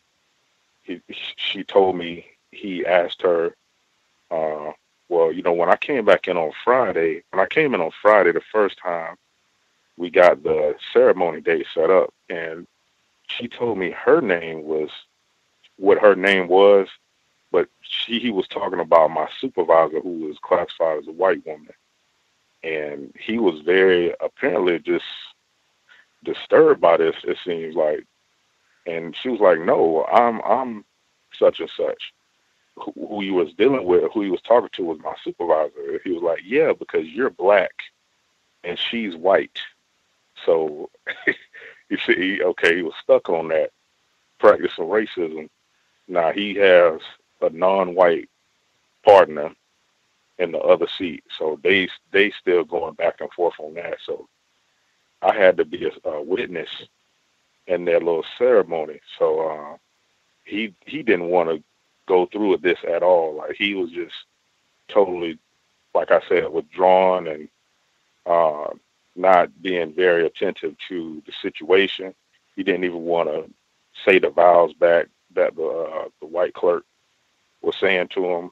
And the black female was, she said to me and the other black employee, she said maybe he had a quote unquote culture shock because it was a lot of black people in here. And I'm thinking, ain't even no culture shock. I wanted to say practicing racism, but I just said, you said what you said. And there was another one, because this is my departmental supervisor. And there was a time I opened the door and she said, "Thank you, dear." And then she thought about what she said, like DEAR. She addressed me as dear, and she turned back around. She said, "Well, I just want to let you know that I call everybody dear, like not just you." And she was like smiling with it or whatever. And she said, because I don't want any, I don't want any issues or nothing. Because I guess because I had reported the warden, and she said that like I was going to tell on her or something like that. I don't know if that's ever happened to anybody, but I guess she was real cautious or whatever. But I didn't really think anything of it. The next thing was there was a supervisor meeting, and I wanted to mention this because we have the term supervisor and assistant supervisor / lead worker. And most of the lead workers and assistant supervisors are classified as black, which is 3 black females. And there was a 4th black female included in this meeting. And the black male who was at the beginning of the year brought into this position, he, I guess, at a portion of the meeting was talking about how the assistant supervisors should function, I guess. So he was asked to define the word assistant supervisor in front of everybody, from what I was told by the black female. And he says an assistant supervisor is just that. You assist the supervisor. I don't know if that qualifies as a definition. And I think that's something that I don't think he said on his own. I think the white man that was sitting next to him, who was suicidal, trying to sell his house and belongings and posting stuff on Facebook, was sitting next to him. So he I guess made him say that. And there was another black female who I think they're trying to compromise and mistreat and get them to get into conflict with other victims, was saying, well, hey, these titles don't mean anything to me. And the white people were quiet, she said, in the meeting. But she had this, she was just noticing that the other black female, which wasn't a designated lead worker or supervisor or anything, was given a title that's entitled foreclosure coordinator. And this was something that was recently decided upon, but I'm going to guess it's by white supremacists. But she, I guess, made the statement that nobody else made, that, hey, I'm just here to work and I don't care about any of these words and these titles. So she was suspecting that that could have been done, of course, by racist white supremacists. And my last thing I wanted to share is the non-white female that I've also talked with about something similar. I brought this up that they fired a black person this week, and the way they did it was that same white man was in the meeting. He was, I think, was at Disney World or whatever, and they fired the black person after they said they was going to give her 60 days, and I think they didn't even let that go by. So there was an empty desk that I noticed. I just noticed something was wrong, and they apparently the non-white female said the black male called her up and offered her that same position for $13 an hour, and the black female that was her position. And after I had been talking to her, she was like, was this a black person? And I said, yes, it was. I said, yes, it was a black person. So she was just really just upset that apparently they had the white people asked them to call her to offer her a low salary after they done had situations to where white people were able to negotiate their salaries over $20-something, but she's been down there for 5 years, and she went to go work in the judges' chambers, and apparently racists got the victim to request of her and see if she wanted to come back. And he said, "Nah, I don't control the pay." And he named the wardens and said that they control the pay. And we have a position open, and it's going to be for $13 an hour. And she said that she rejected that offer. And that's all I have right now. Thanks for allowing me to share. I don't control the pay. Negroes run the courthouse down here, so I can't do anything about your salary. But if you want it, $13. Standard operating procedure. And the DR, they had so many classics this week. DR. People that are on death row generally aren't just like criminals. It's not like, you are on death row for shoplifting Pampers or panhandling. I mean, you got heavy weight thuggery to end up on death row, and that's the way that we're being taught. Well, I don't know. I don't know. I guess there was some there was some confusion perhaps about how this is being used, but I mean, any group at the courthouse is being referred to as the DR. Wow. Excellent words are so important.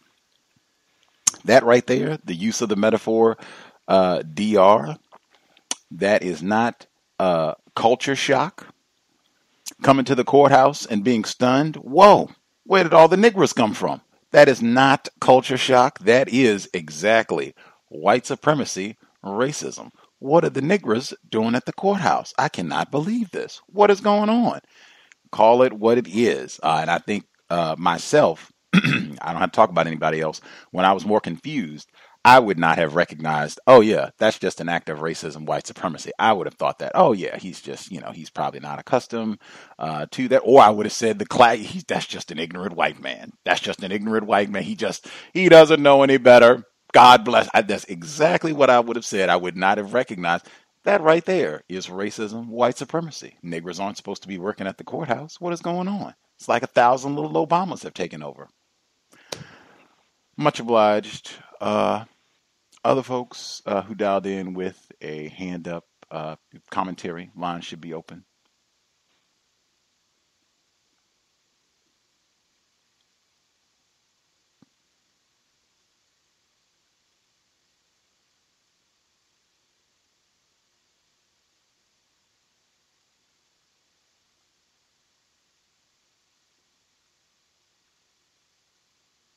Hi, Gus. Yes, ma'am. Sorry, is it all right to speak, or are you waiting for people who haven't said anything? Yeah, go ahead. Okay. Yeah, there were a few other things I wanted to say. In terms of getting rid of people, I spoke to a black female who's in another team.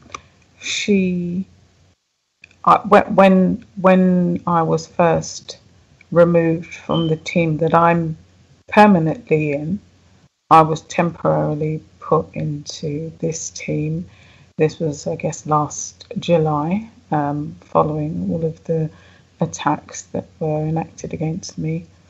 And I observed the racism that went on in this team. And so I was very aware of some of the behaviours of the suspected racists in the team and how they sometimes will huddle together and gossip. And I was observing this for a couple of weeks. So I wasn't surprised when, I think on Wednesday, I spoke to a black female in the team, and she told me that they had managed to exit or sack a black female who was in the team. Now this female was a temp, so she was through an agency, so they could get rid of her as swiftly as they wanted. And I was quite surprised because this person seemed to be getting on with their work. I mean, I obviously don't work that closely with them because I'm in a different team. But, you know, she seemed to be somebody who kept her head down and got on with her work. And what I was told is that she knew something was coming because one of the suspects in the team who was managing her, emailed her last week or was starting to, you know, mistreat her and tell her that she needed to email her as soon as she got into the office. And that was surprising to this black female because she always got in earlier than this manager. So she couldn't understand why she was asking her to make her presence known. And as I said, I noticed all the suspects in huddles at different parts of the floor. So I knew they were terrorizing somebody. I didn't quite know who it was. But anyway, they managed to get rid of her. And so she came in one day and was told, you won't be coming back by her agency. And that was the end of that. So they're very good at what they do. And the black female that was feeding this back to me, she's been in the team now maybe, I don't know, maybe about 6 months, but she's been working with the organisation a lot longer. She is on a grade 5, and what they've been trying to do is to get her to cover other people's work, and they told her that it would be great for her if she could take on some additional work. This is work at a grade 8, so 3 grades higher than she is, but they don't want to pay her, and they want her to do this for a period of 6 months.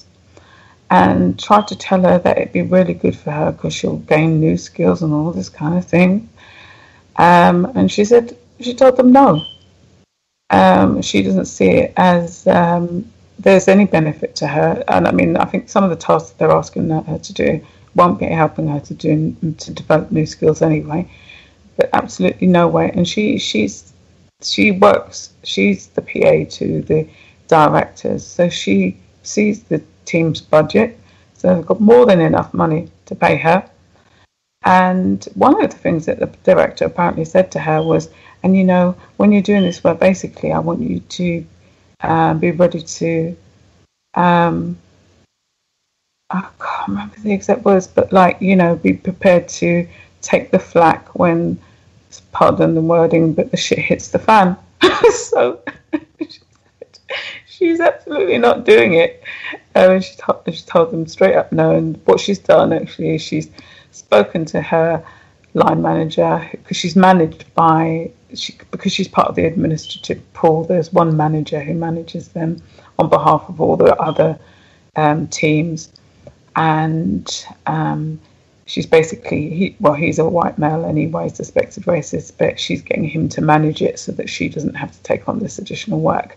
But yeah, I was pleased because she is quite young, but she has her head on her shoulders, so she knows how to manage them and tell them no, and she knows when she's being insulted. Not least because earlier I mentioned that they managed to find the money to make a director into a director, and it's that same team.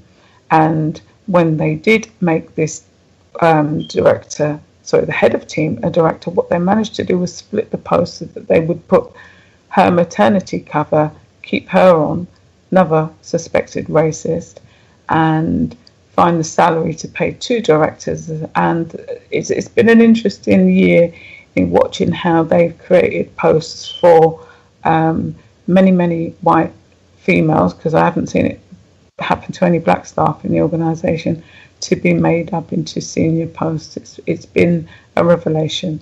But yeah, we get tricked into, or they attempt to trick us to take on jobs and not get paid. And I think we just need to watch out for that. And I just wanted to say one thing about the just self-care.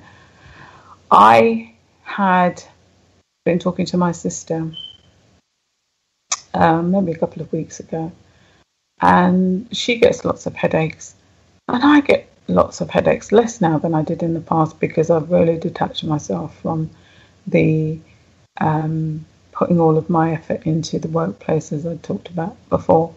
But one thing that we used to talk about was, having to take tablets for headaches and buying extra strong headache tablets. And all of this is purely caused by the abuse that I used to put up with at work. And I sat and I thought about it afterwards, and I realized that I'd normalized it to the extent where I would buy several packs of headache tablets, and because sometimes I change my bags, or I'm at home, or I'm going different places, so I need to carry different things. So what I would do is make sure that I would have a headache tablet in every single bag, and keep my drawer at work stocked up with headache tablets. And that is just normalizing abuse. And this went on for years. And it's only the other day I realized, no, this is what I actually did. I normalized it to the extent where I used to compensate for the abuse and have headache tablets. So again, I'm just encouraging everybody to really look after themselves. And last thing I want to say really, really quickly, I mentioned the non-white female who heads up the gender network. She put a blog on the internal system at work, the intranet, and it was to do with, again, the organisation's efforts to improve the progression of females within the organisation. And her blog stated that she's really pleased with the organisation's work, and I think she's doing this in all sincerity. That she'd written the post, and she referred to some report that had been done dating back to 2007 about the fact that we must make sure that any efforts to improve outcomes for women don't leave people behind, i.e. black women. But I did chuckle because she signed off her blog with a quote from Wakanda, Black Panther, a quote from T'Challa. And I just thought, wow, really interesting. And I'm just wondering how many of the racist suspects were laughing at that blog at the end of it. BGQ, I'm not criticising her, it's just that I thought, Anyway, regardless, I don't really think they're interested in progression of non-white staff, regardless of all the fake activity taking place at the moment. I'll meet my line, guys. Marvel's Black Panther. Bible of the 21st century. Context of White Supremacy. Other folks that dialed in that we've not heard from. That was outstanding black self-respect, in my opinion, to deny this great opportunity to learn and get new skills. Racists are very shrewd at that. I think a lot of times they just think that because of the system, we'll want their validation that, oh, wow, racists, they think I'm so cool that, I'm capable. Because they normally say, we're so dumb we can't even, swallow without directions. That, oh, wow, they think I'm so smart. I can do this work. I'll show them I'm going to do it. They think I'm capable. That'll be enough. And it's cheap labor, as opposed to paying someone. I think you said that's level 8 work, as opposed to having to pay someone to compensate them correctly. Oh, we'll just, pass this along to the nigger, and we'll pay her a lot less, and we get over, work gets done, and we fooled her. Got her time and energy. She thought she was going to get something, and got you again. Nothing at all. Other folks that dialed in that we've not heard from, proceed. May I be heard? Yes, sir. Greetings, Gus. This is E.W. From Florida. I tuned in a little late, but I was listening to the comments that a firefighter from Florida made about Ivy. I hope all is well. I hope it all works out for the positive. I think that we are all our biggest critics sometimes, and in this system of racism, white supremacy, you're going to get another chance to counter racism. I think that next time, whatever it was, I think you'll be more sharp, just by being able to take in, what happened and assess it and just move forward and attack it stronger the next time. I wanted to say that. I'll listen to the archives and see what actually, was said, but I just wanted to say that. I did want to ask a question and pose a situation that actually happened to me. So, is the act racist, or is the person who committed the act, or is the person who committed the racist action considered the racist? That's what. Okay, I think I mixed that up. Let me be clear. Let me try to be clear, because I know there is importance in words. So let me say that. Okay, so is the act racist, or is the person racist for committing the action? That's what I'm trying to say. I was working a summer program with children 8 years and younger. So, I mean, you would have infants in this facility. The majority of the place, I would say white. If you did have non-white, you're looking at, I would say, Indian.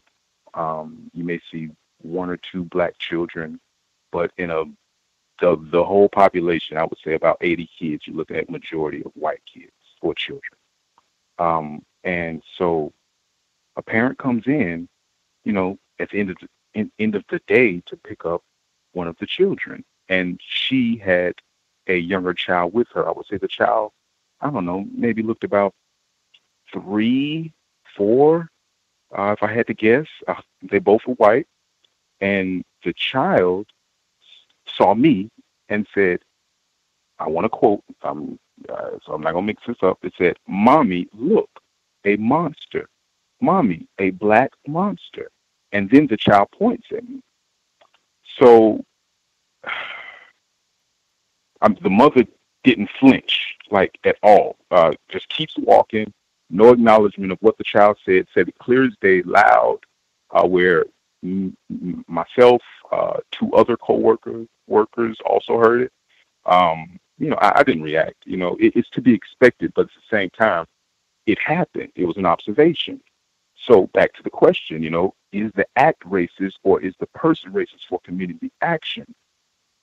The co-workers are saying it's a racist action because it's a child. I suspect it's a racist person, but I wanted to bring that up, and I just to see if anybody, or, Gus, I respect your opinion. So definitely, if you would answer or even just acknowledge it, I'll mute my line. For sure. Much obliged for the commentary, folks down. See, that's why I said Florida, counter-racist retreat. Florida, we've had lots of listeners in the Florida area. I don't think it would take a lot of convincing to get me to migrate to Florida particularly South Florida, for a few days in February.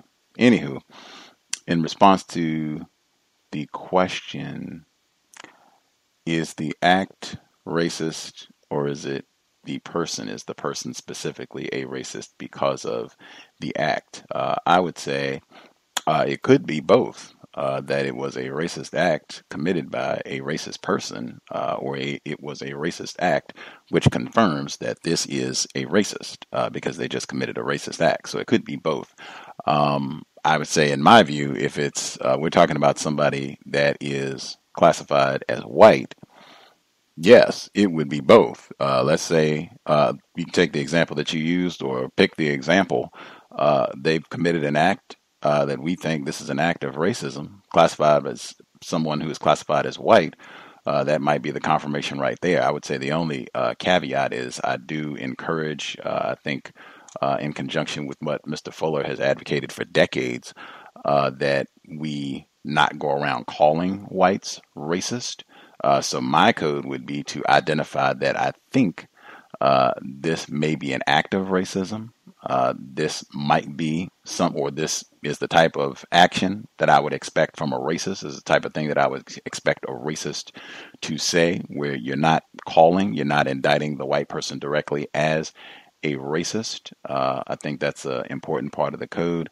But certainly, if we're talking about a specific act, this is an act of racism. In my view, this is an act of white supremacy. I say that, or act of white terrorism, depending on what it is. I invoke that on a regular basis, encourage that on a regular basis, much better than a culturally incompetent moment or a culturally shocked white person. I don't, encourage any language like that. Or if you want to talk about the event specifically, that's fine. But just try to stay away from directly name calling whites, because sometimes whites can get you in trouble for that. Just going around and saying, "Oh, I think this person is a racist." They can, regardless of what happened, they can say, make you prove it. So hope that answers your response. And then other people, they can also share their thoughts as we proceed. Other folks who dialed in, if you have commentary, if you want to respond to any of the questions or different situations that have been raised, if folks have commentary about the recording, how are we applying that with regards to our functioning in the workplace, employing a recorder, speaking as if we are being recorded at all times, just making sure other folks are responding to that as well. Any other folks that we missed completely? Anybody that we've not heard from at all?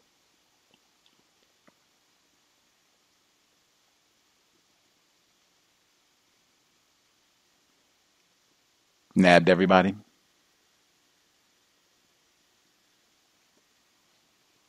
Grand. Assume we got everybody, at least for the few moments. We had someone who wrote in. I'm going to make sure I read their commentary before I check to see if other folks have thoughts to share. Let's see. Okay. Person who wrote in.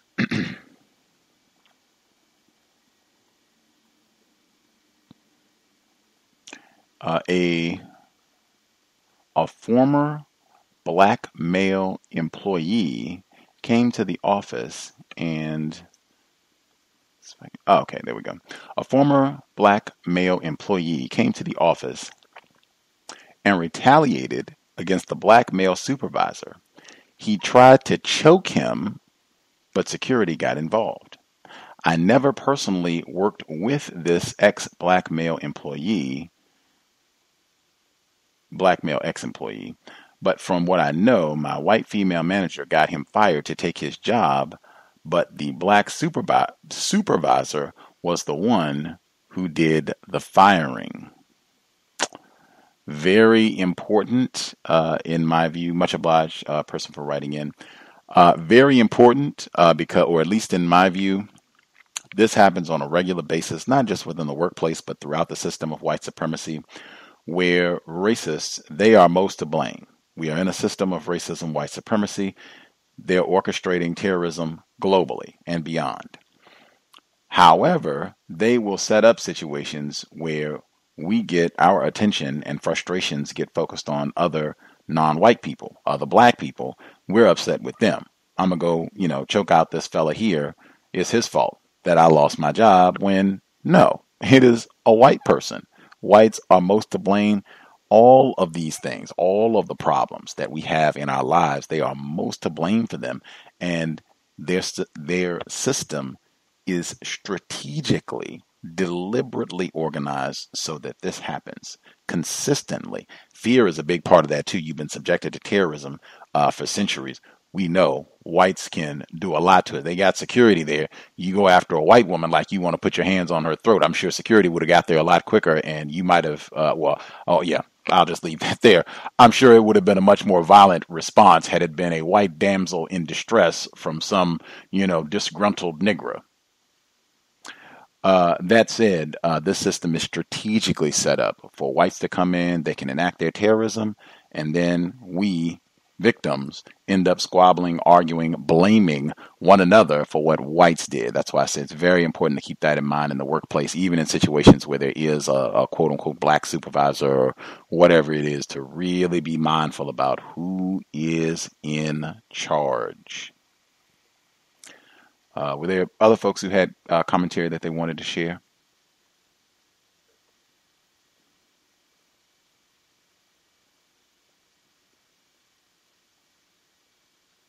May I be heard? Yes, ma'am. The other thing that I guess I kind of wanted to share is actually two things. I know that there was some talk about trying to get things in writing. I think it was to do with Emmy's story, but I know that when I was definitely a lot less codified at a previous plantation, there was a white man who definitely I feel like was practicing racism, and people did say, instead of him practicing racism, they used, oh, he's just not a people person, or he's cultural, or he's like just awkward, or what have you. But there was an email exchange, and again, I was doing the work that I was doing for at least a couple of years, and he was doing something else, but yet he still, of course, took the liberty to tell me that I was doing my job wrong. And when I went to the white supervisor, they basically, he, of course, sided with him. And I even sent the white supervisor, another white man, the emails. And that this white man had sent me, well, you need to do it this way. And he literally typed out period. And I know I was livid. And I remember going to the white supervisor, and I told him, you need to respond to him and tell him don't ever contact me again. I remember saying that specifically. So I know that I definitely wouldn't respond in that same way ever again. And when I eventually saw that white man, he was still, practicing racism, still making, trying to direct me into what I was supposed to do, even offering me some poison, some snacks that they had, suggesting that I should eat it. But just keeping that in mind, that I know, of course, everything is not a, one, everything will just be in the same, like a one-size-fits-all type of thing. But I know I just wanted to share that, and just trying to make sure, even if they do respond to you in a really nasty way, and actually this also happened to my sister as well. What she did was she tried to be overly nice within the email, responding back to, it was actually a white woman in her case.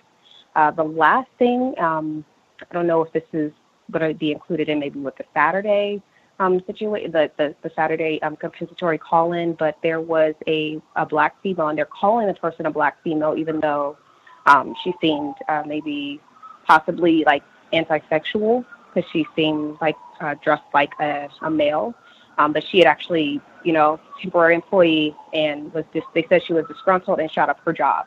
So I think it'll be kind of interesting as more information comes out. This happened earlier today, if I'm not mistaken. And I'll mute my line. Thank you. PERIOD.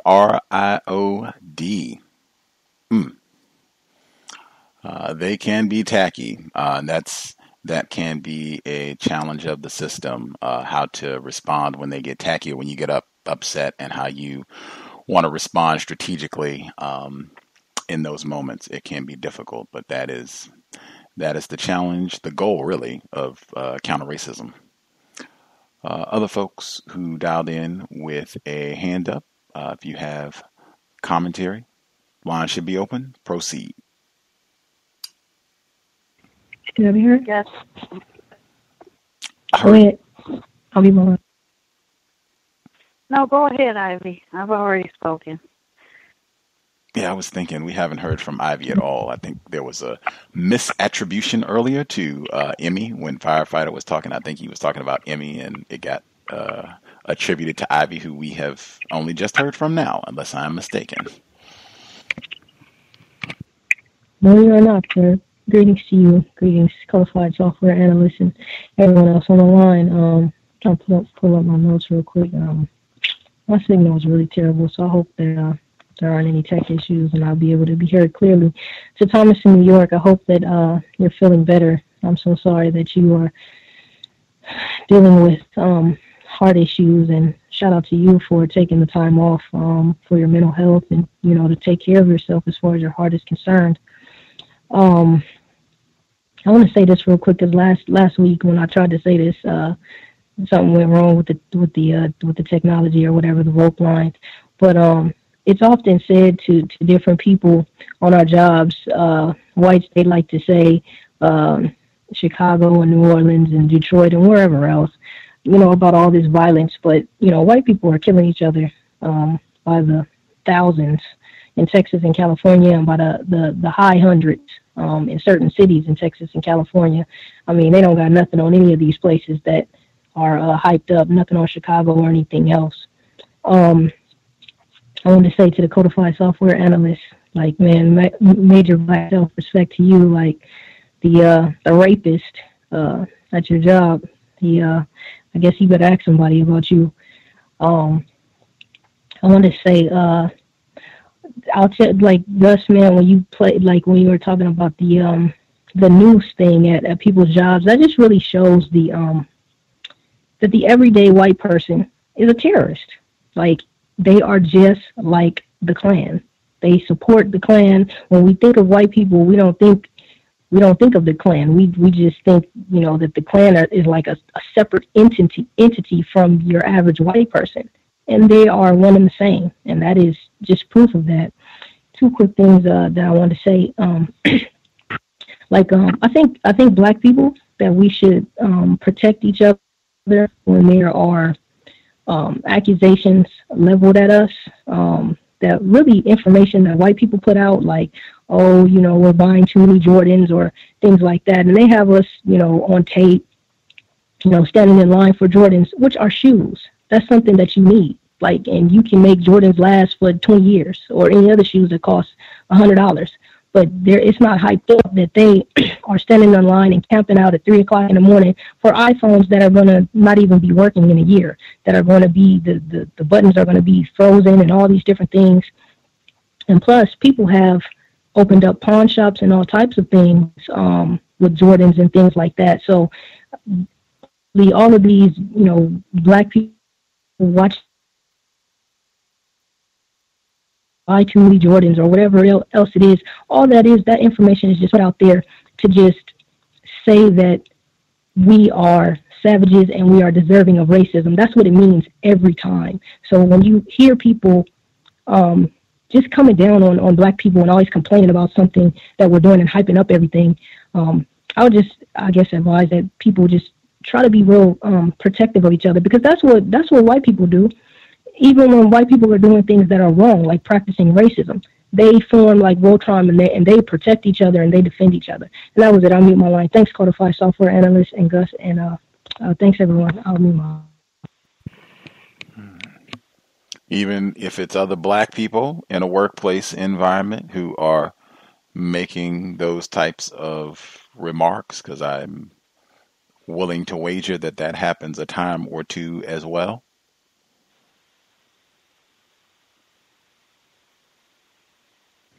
Are you asking me this? Yes, ma'am. Yep. Oh, yeah, absolutely. Actually, especially in that situation, because that's really the main place that I hear it from. It's from other black people, but that's because they have been conditioned from other white people to do this, and you don't hear anyone saying anything about, again, them camping out for things that they don't need. You don't need a $1,000 iPhone. You do need shoes. And again, you can make them last for 20 years. But if you camp out at 3 o'clock in the morning for a $1,000 iPhone that is not going to be fully functional in a year, nobody says anything. So I'm just saying, and then again, a lot of this stuff is like really hyped up. Everyone, watches a whole lot of TV and video games and everything else. And really ain't nobody really doing this more than anyone but white people, because they're the ones with all the money in the first place. But this, especially about the shoes thing, a lot of times when I see that we are being scolded, for lack of words, about something, it's really something that we're buying that we need, like shoes, for an example. Like, you need those. You don't need an iPhone. So yeah, especially when it's other black people, and just to tell them, I'm gonna conclude by saying this, to tell them that when you say that, you are also talking about yourself, and you are saying that you are deserving of racism, because that is the origin of these accusations, is to say you are deserving of racism. Anytime something is bad that is said about a black person, that's what it means.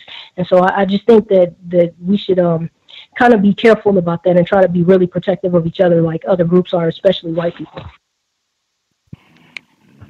Can I be heard? Retired firefighter in Florida. Yes, I'm going to attempt to answer the question that was presented by a caller. I think the question basically was about white people at a very young age. Can they be a racist? Certainly can. In contrast, non-white black children are stunned, have stun guns used on them, handcuffed, physically mistreated in an assortment amount of ways.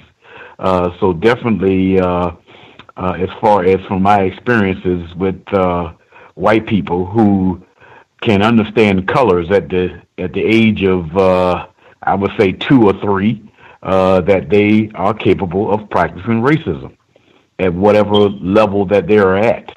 I can see a situation even in a preschool environment to whereas, children are maybe fighting or something, and it always it ends up being, if it's a non-white child in that environment, a non-white child is probably going to get blamed on the incident, whereas the white person, perhaps practicing racism, is not accused of anything at that point in time. You were mentioning about, it was about a week ago, something about in the libraries in Seattle about black children as young as what, something like 5 or 6 years old getting kicked out of the libraries, as far as they're concerned. And I put that in comparison with if they are practicing racism and white supremacy, of course, by doing that. But in turn, with white children, they can misbehave and of all kinds of nature, and it will be overlooked. It will be overlooked, as far as that's concerned. And so yes, white children are equal participants into practicing racism, as far as my observations. The two proponents that the caller mentioned are together, as far as a racist and also the practice of racism. I think he was talking about. That's all I have to say. Thank you. Context of White Supremacy. Much obliged, retired firefighter. Other folks have commentary that they wanted to share. I know software developer yielded for Ivy. Did you want to get your commentary in now, ma'am? Yes, thank you, Gus. 2 quick things about the recording. In my policies and procedure, or in the policies and procedures in the employee manual for the plantation that I'm on right now, the recording is a fireable offense. I have recorded there in the past. I think in May, they were trying to make moves to fire me before this so-called merger went through, and they changed trajectory on me. And that's when I stopped recording, because I wasn't going to make it easier for them to fire me. That is something to be very mindful of. I like Emmy's suggestion about asking before you start recording. But in the workplace, I would really pay attention to that policy and procedure guide for any sort of clarification. Because it is a fireable offense. There's no warning. There's nothing. It's straight firing. And I think in most software companies, because of the quote-unquote intellectual property at those companies, that's a really big deal. And they want to make sure that you don't have any of their so-called intellectual property with you. It's actually also a fireable offense to have a USB drive connected to the work PC that you're using. And as far as the child practicing racism, it reminded me of another story. I was at a store by my job right before I went to work, and it's a grocery store, a small grocery store, and there was this woman and a young white child, toddler age, and they were waiting by the deli counter, and the woman starts talking about, well, let's look at all the colors in this deli counter. Oh, look at all the cheeses. There's a white, there's a yellow, and then she says, well, that has black in it. It doesn't look that good, does it? You know, and so they teach them how to practice racism very early. I would think that child, A, was practicing racism, and B, is a racist. With that, I'll mute my line. Much obliged. Much obliged. Other folks who dialed in policy and procedure, I say that all the time, review your policy and procedure cover to cover. Be an expert on the policy and procedure on your plantation. Love the switch up. That is certainly not my policy and procedure manual. Other folks who dialed in, if you had commentary, suggestions, feel free. Guys, can I tell a quick story? Stacy in the UK still with us? Yeah, my codified software developer just reminded me of something.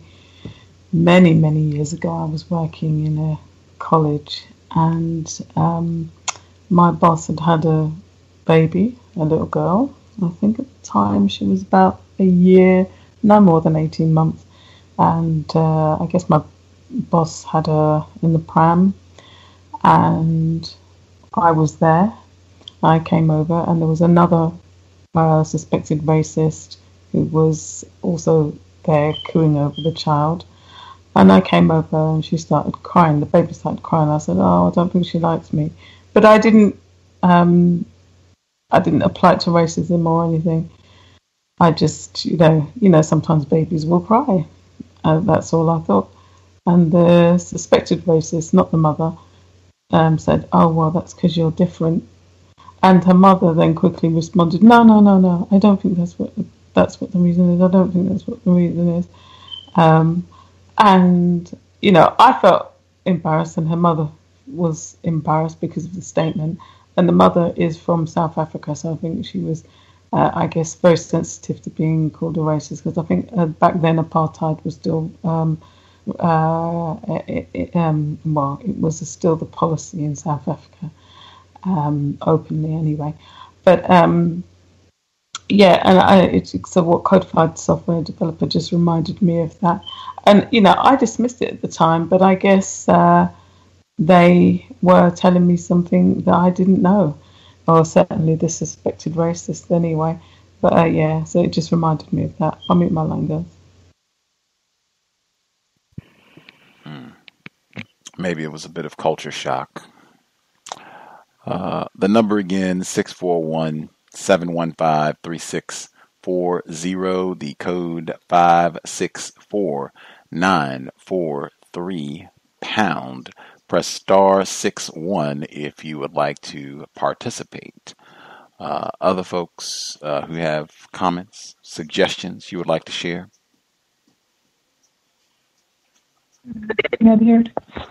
Yes, ma'am. I just wanted to quickly say to the person who asked about the racist child, children can be considered bullies, so they should be able to be considered racist. They understand that it is advantageous to them to be racist. They were calling this one little boy. They was telling him, and they was in Spain, and they was telling him, "You're not white, you little monkey." And hitting him and doing all kinds of stuff. They were doing this on the playground. And so definitely children are racist, and that child is racist and was practicing racism, and the act was racist. And the last thing I wanted to quickly say about the Jordans thing, about people saying that to people at work, I've actually seen people work in Jordans 5 days a week for years. So you're talking about $200 tennis shoes. If they were $500, if you can wear them for years, what exactly is incorrect? That was it. I'll mute my line. Ivy and Colin Kaepernick holding it down for Team Nike. Other folks who dialed in with commentary, line should be open. proceed.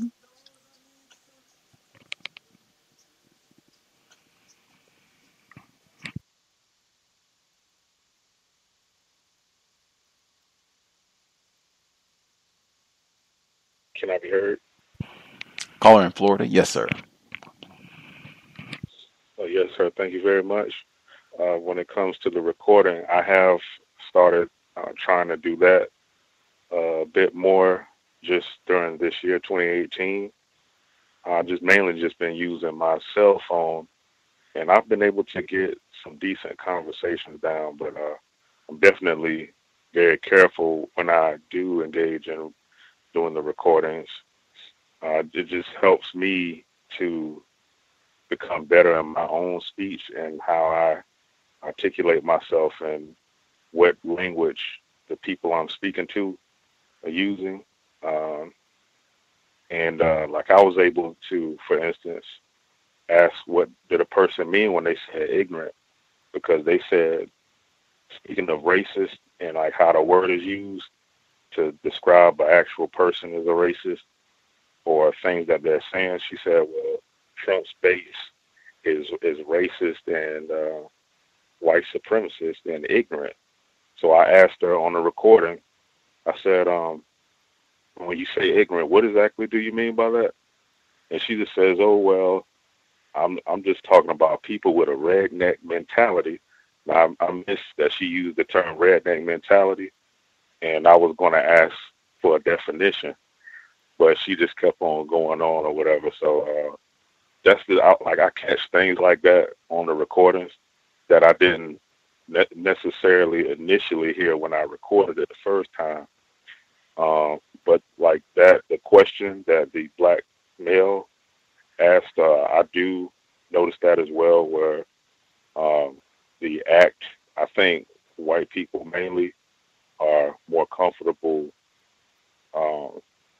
pretty much displaying that what someone says or does, speech and action, is labeled racist or acts of racism. But when it comes to actually saying that a person is a racist, I only think Donald Trump may have had both of those forms of racist addressed to him. But it's more than Donald Trump. It's any potential white person or any white person is definitely able to practice racism. But I do agree that term suspected racist or an act of racism should be utilized, because people, even on news reports, are saying that I'm not a racist, like the race soldier who I think was in court or was found guilty or not guilty, I think, of the Laquan McDonald shooting. I think that was a quote. I think he said, I'm not a racist. So they definitely, I think, try to confuse the victims by just using that one word in that either the adjective or the noun form. So that's all I had to contribute. Thanks. Context of white supremacy. Much obliged. Caller in Florida. Yeah, I think for suspected racist, always a big advocate of that term. And then this is what I consider to be a racist act or white supremacist act. I think that's correct use of language in my view. Other folks with any additional comments? Almost at the conclusion of the broadcast. So if you think you have a question, comment, you want to respond to any of the questions that have been asked, if you have any suggestions. Thomas in New York. Yes, sir. I had a couple more comments to make. First, one of the callers, unless you see white people blowing up buildings or crashing planes in the buildings, for black people to get treated with equity, then you have to assume that all of them are racist. So I'll put them all in that boat to start with. I got this from the Cranes. This is work related. The largest employers in the New York metropolitan area and I thought it was very interesting. Number one was the Department of Education with 144,000 employees. City of New York with 106,000 employees. The U.S. government with 88,000 employees. The Metropolitan Transit Authority, the trains and buses, 72,000. The state of New York, 68,000. So the first five, none of them are private companies. These are all public companies. And for the most part, this is a lot of the places where people being classified as black work at. And number 7, the police department at 52,000. So I just thought that was interesting too, because in my opinion, all cops are white. So that's 52,000 white people. At my workplace today, I happened to be on the elevator with the racist suspect that is always terrorizing me. And she happened to bring up, but actually it started as we were crossing the street together. And the barricades are all out because the president is going to be in New York City next week, and all the presidents from all around the world. So as we're crossing the street, she asked me did I vote for Trump? So I obfuscated, brought up the whole nother thing. So she was persistent. By the time we got to the revolving doors, she asked me again something else. So I obfuscated again. And, on the elevator, she asked me, did I like the president? I said, I like his television show. So she started laughing, and then she went into her, everyone in his administration is a white man, and I don't like that. But, just what I think Mr. Fuller would call lip service. This lady terrorizes me every day. So it's just, this is why I don't pay attention to their politics. Nonetheless, plus I don't like anyone talking bad about my favorite president. Until he says nigga, that's what I'm waiting for. It was Indy. I feel so heartfelt listening to your story. But you're a step ahead of me, because at your age in school, I didn't know anything about this.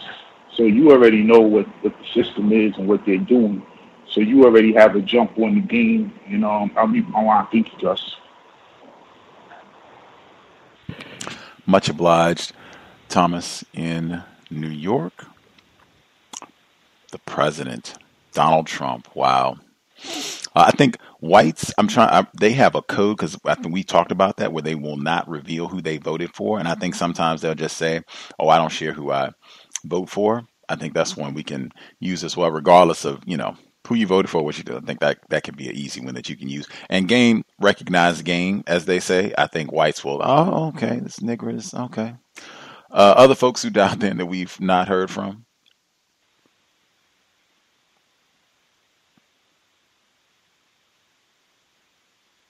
May I be heard? Yes, sir. I just want to remind our people that the only response to racism that the white supremacy is bringing is training. We saw that in the Starbucks case. All they can provide as a solution for us is training. They have no intent to eradicate racism. All they provide is a training in order to what? To equip people to better hide their racism. White people are less capable of holding their racism than they're capable of holding their breath. It's easier for them to hold their breath than to hold their racism. That's why one of the code that I have is always send emails. The more emails you send, the more tricks and traps you're going to bring in front of them, they're going to fall into. And I'll mute my line. Thank you. Context of White Supremacy, another advocate of the emails. A lot of folks have said that has been more effective in mitigating some of the deception and that sort of thing, workplace, and just period, dealing with whites doing more email. That way you have the immediate time-stamped electronic verification, electronic documentation, rather. Other folks who dialed in, if you have commentary, questions that you would like to respond to, time is winding down. Do not wait until the last minute if you think you have something else you would like to contribute to the broadcast.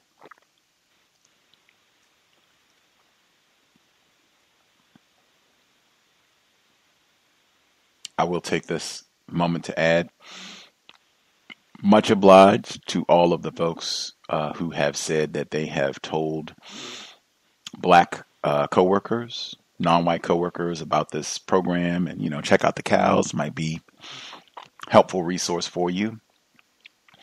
I would not and do not share this broadcast with other non-white coworkers. Now, I have worn my counter-racist T-shirt in a work context, yoga teacher training, but I did not seek out other non-whites that I was doing the training with. Like, oh yeah, you should check out this podcast. I did not do that, and can't think of a work situation where I would, for the same reason I've said before.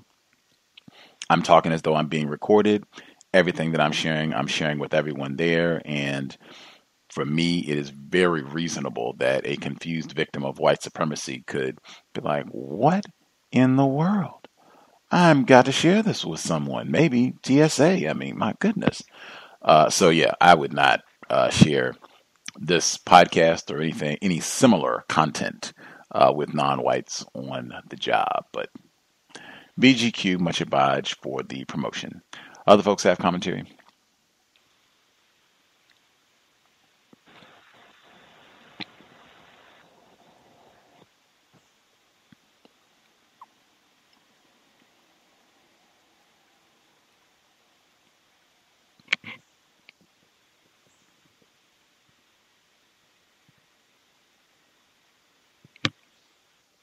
Folks satisfied that we miss anyone?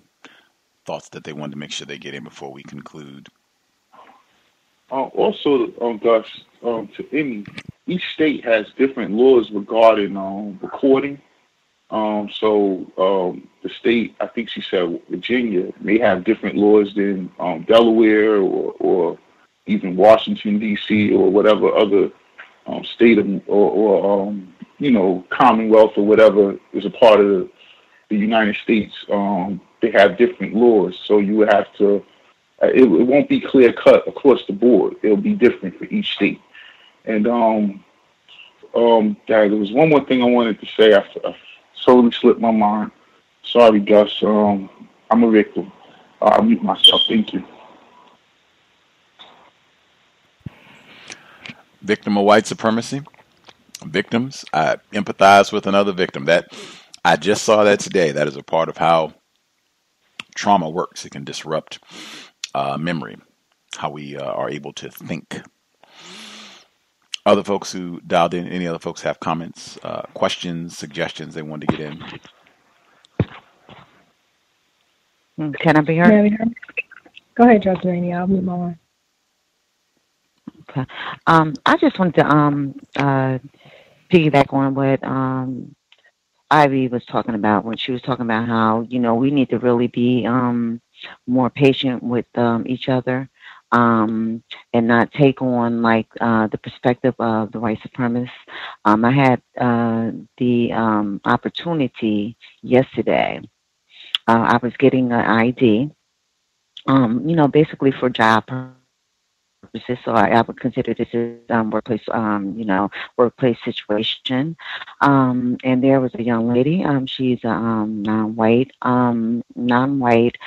black victim of racism, white supremacy. And she came in and she was trying to get ID. And she didn't have enough money. She was stating, she made an announcement while she was in the DMV DMV, and she was saying she needed to get an ID because she was trying to get some help. She was trying to enter into a drug rehab to get some help, and she needed $13. And although I'm not working, actors like me and another victim, we were, he was going to pay for the whole thing, but his wife, I guess, had to go out to the car to get the money. So what happened was a suspect, and I ended up giving her, I gave her $5. The suspect gave her $5, and then they gave her the $3. And I felt good about it because I'm like, she's a victim. She's trying to get some help. The reason why she's hooked on those poisons is because they put those out there for us. So I felt really good about, even though I might be struggling or whatever. I believe that just from listening to this program, because I used to be very apprehensive about giving out money or whatever, but I knew that she was in there at that spot, and I knew that she was going to do what she needed to do with that money. And just from being involved with this program, listening to your program has made me a whole lot more aware as to, like, we're all victims, and we need help, and the best way that we can be of service is just like when we see one of us that needs help, just try to help them out the best we can. And it made me feel really good. I felt like it was an act of Black self-respect. And I'll mute my line. Bravo. Black self-respect. Much obliged for your patience. Ivy, proceed. Yes, sir. I actually had a question for our resident expert, Red, and for Stacy as well. The question for Red was, is it feasible, or would it be an option to talk to the rapist at your job who's always, making these sexually terroristic comments toward you, to just confront her about harassment, like, why are you harassing me? Or I don't want to say threaten to report her, but maybe warn, because, she just keeps doing this, and you shouldn't have to keep, changing your wardrobe and all these different things to make a rapist comfortable. And my question for Stacy was, do you have an update on the twerking Black history terrorism? That was it. I'll mute my line. How could we forget twerking for Black History Month in the UK? Absolutely. Red, did you want to respond?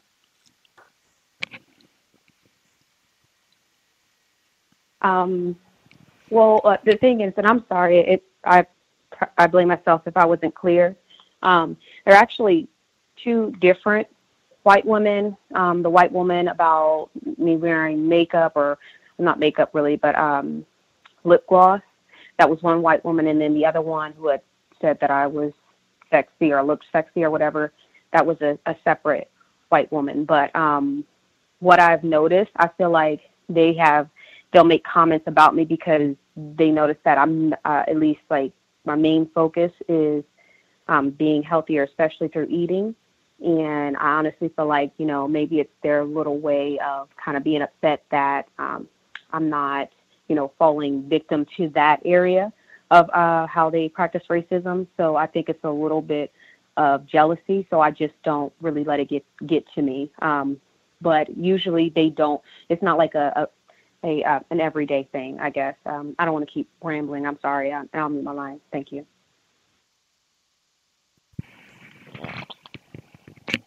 Much obliged. That was one. Stacy in the UK, the update on twerking for Black History Month. Hello to you guys. In terms of the twerking, the interesting thing is the black male who was giving that update at the BAME network meeting last week, he is in another team, and we haven't really spoken. We still haven't really spoken before, but he started to say hello to me. However, after the twerking conversation, I've saw him maybe about 5 times during the week. He stopped making eye contact with me and all kinds of things. So I think I've upset him. I didn't actually say anything as yet because what I like to do, and I guess this is the tip for the day, I pause. I take time before I respond, not least because I don't want to do anything out of emotion. And a lot of the points that were raised last week about really getting to understand who is behind the suggestion before I act, because I really do not want to get a non-white person into trouble because I don't know the intention. And I have a feeling that something may have been said to this non-white male, or he feels uncomfortable around me because he's stopped interacting with me in the way that he was before. Whether it was his suggestion or not, I don't know.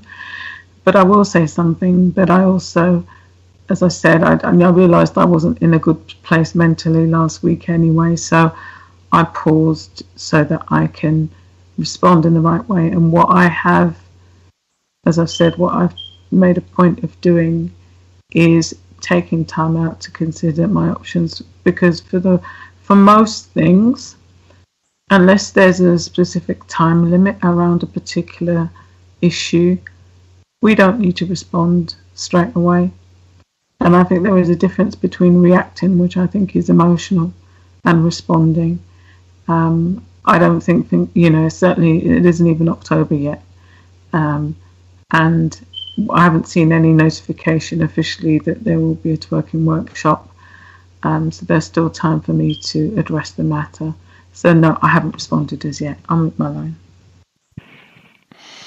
We will be waiting with suspense for the update. If there is a flyer or any sort of notice sent around to promote this event, we would like a pic. Other folks, final comments or two before we wrap things up last minute or so. We'll be here tomorrow. Black love is a revolutionary act. We are chugging right along. Pam the Great, looking forward. That is 8 p.m. Eastern, 5 p.m.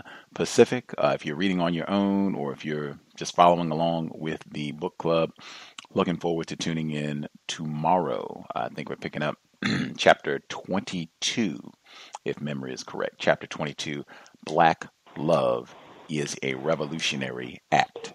Friday, 8 p.m. Eastern, 5 p.m. Pacific. Gus, I just sent you an email. I was delivering a package, actually. They asked me to take something down the street, so I did. And right on 47th and Lexington, they have a Night Scope store, which is really, these are motorized, computerized, robotic security guards. And there's two versions of them. One of them looks like a clean hat. But it's just a replacement for who does most of the remedial security in the office buildings. It's mostly people of color, non-white people that's doing that. And these things have facial recognition technology, and they have little lights that flash if you don't belong where you are. They alert other, I guess, people. They don't have arms or anything, but sort of like R2-D2. And also, I noticed in the McDonald's, I went to get an iced tea. And I went in the McDonald's and I stood on the register, and the lady looked at me like I was crazy and said, "You order at the machine now." So they have these kiosks that you order the food. So there's only like 3 people working in the McDonald's, where I'm sure it used to be much more than just 3 people working. And this is in Harlem, so you know what the classification of the people working at McDonald's are. So here they have these kiosks that replace all the registers. And around the same area that I work, Wendy's has the same setup. However, they're still letting people order at the register as well. They have it both ways. But in Harlem, they took away the registers altogether. And I mute my line. Thank you. Much obliged, Thomas in New York. I would definitely, if I was stressed and having health problems, nothing at McDonald's would be on my menu. That said, they had many reports this week about that spreading. I had one. I have tons more coming. Workplace racism audio segments, and it was like a backlog. So I'm trying to I'm trying to play the audio segments that I had piled up from weeks ago, and then I can get to the newer things. But that was one that I saw this week, and they were talking about that, and this is widespread. They think that it was sometime soon. It was like within less than 5 years. They think that's going to be a pretty widespread phenomenon where you go to McDonald's or whatever it is and boop, just, tap on the screen. That's what it is. Now, they did say that in some areas, it's not changing the number of employees, but, they also had some what I think are more realistic predictions that, it could end up being very, very few people working, if any, at some point at McDonald's, Wendy's, all of these little fast food type chains, and, this could be really widespread. Anybody else have a final quick comment, like 30 seconds before we wrap up? I wanted to quickly say, Red, you were clear that it was two different rapists. I just forgot, so that was my bad. I'll mute my line. Right on. With that, we will conclude again. Tomorrow, Black Love is a revolutionary act. Pamela Evans Harris, Pam the Great. Looking forward, 8 p.m. Eastern, 5 p.m. Pacific, for the book club. Tune in, share thoughts. Looking forward to studying her work. Compensatory call-in this Saturday, 9 p.m. Eastern, 6 p.m. Pacific. If you have questions, I'll check Thomas's report, the facial recognition robot policing, keeping the streets of New York safe. I'll check my email. Maybe that's something I can share as well. But if you have reports, suggestions, gripes, drop an email, untiljustice@gmail.com. untiljustice@gmail.com. Much obliged. We will get back if you drop a line. I think this Saturday I will have more counter-racist t-shirt reports than ever, just based on never have I felt that I was more in danger than wearing that shirt yesterday from another black person. But literally, yes, in danger, as something violent could happen. Saturday compensatory call-in will explain. It was what an incredible series of days for Gus T in the Pacific Northwest. Incredible. We'll share this coming weekend. Much obliged to everyone for participating. Hope it was a constructive investment of your Thursday evening. Sobriety would be best under conditions of white terrorism.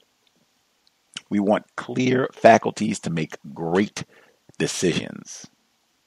That, I think, will lead us to a resolution, being able to use logic, think clearly, and make great decisions. In addition to being sober, each and every time that we are behind a wheel, sober and buckled up. Let's do everything that we can to minimize contact with race soldiers, badge or no. That's it. Creator, we ask that you help us remain patient with other black people, victims of white supremacy. We ask that you help us remain patient with ourselves. Remind us to demonstrate the highest levels of black self-respect at all times, in all places, each and every time we are in contact with another black person. It has been time. Replace white supremacy with justice immediately. Cows signing out. Thanks all for tuning in. Nigga, you so brainwashed. I'm a victim, brother. Problem. You're a victim. I'm a victim of 400 years of conditioning. Shut up. The man has programmed my conditioning. Mm-hmm. Even my conditioning has been conditioned.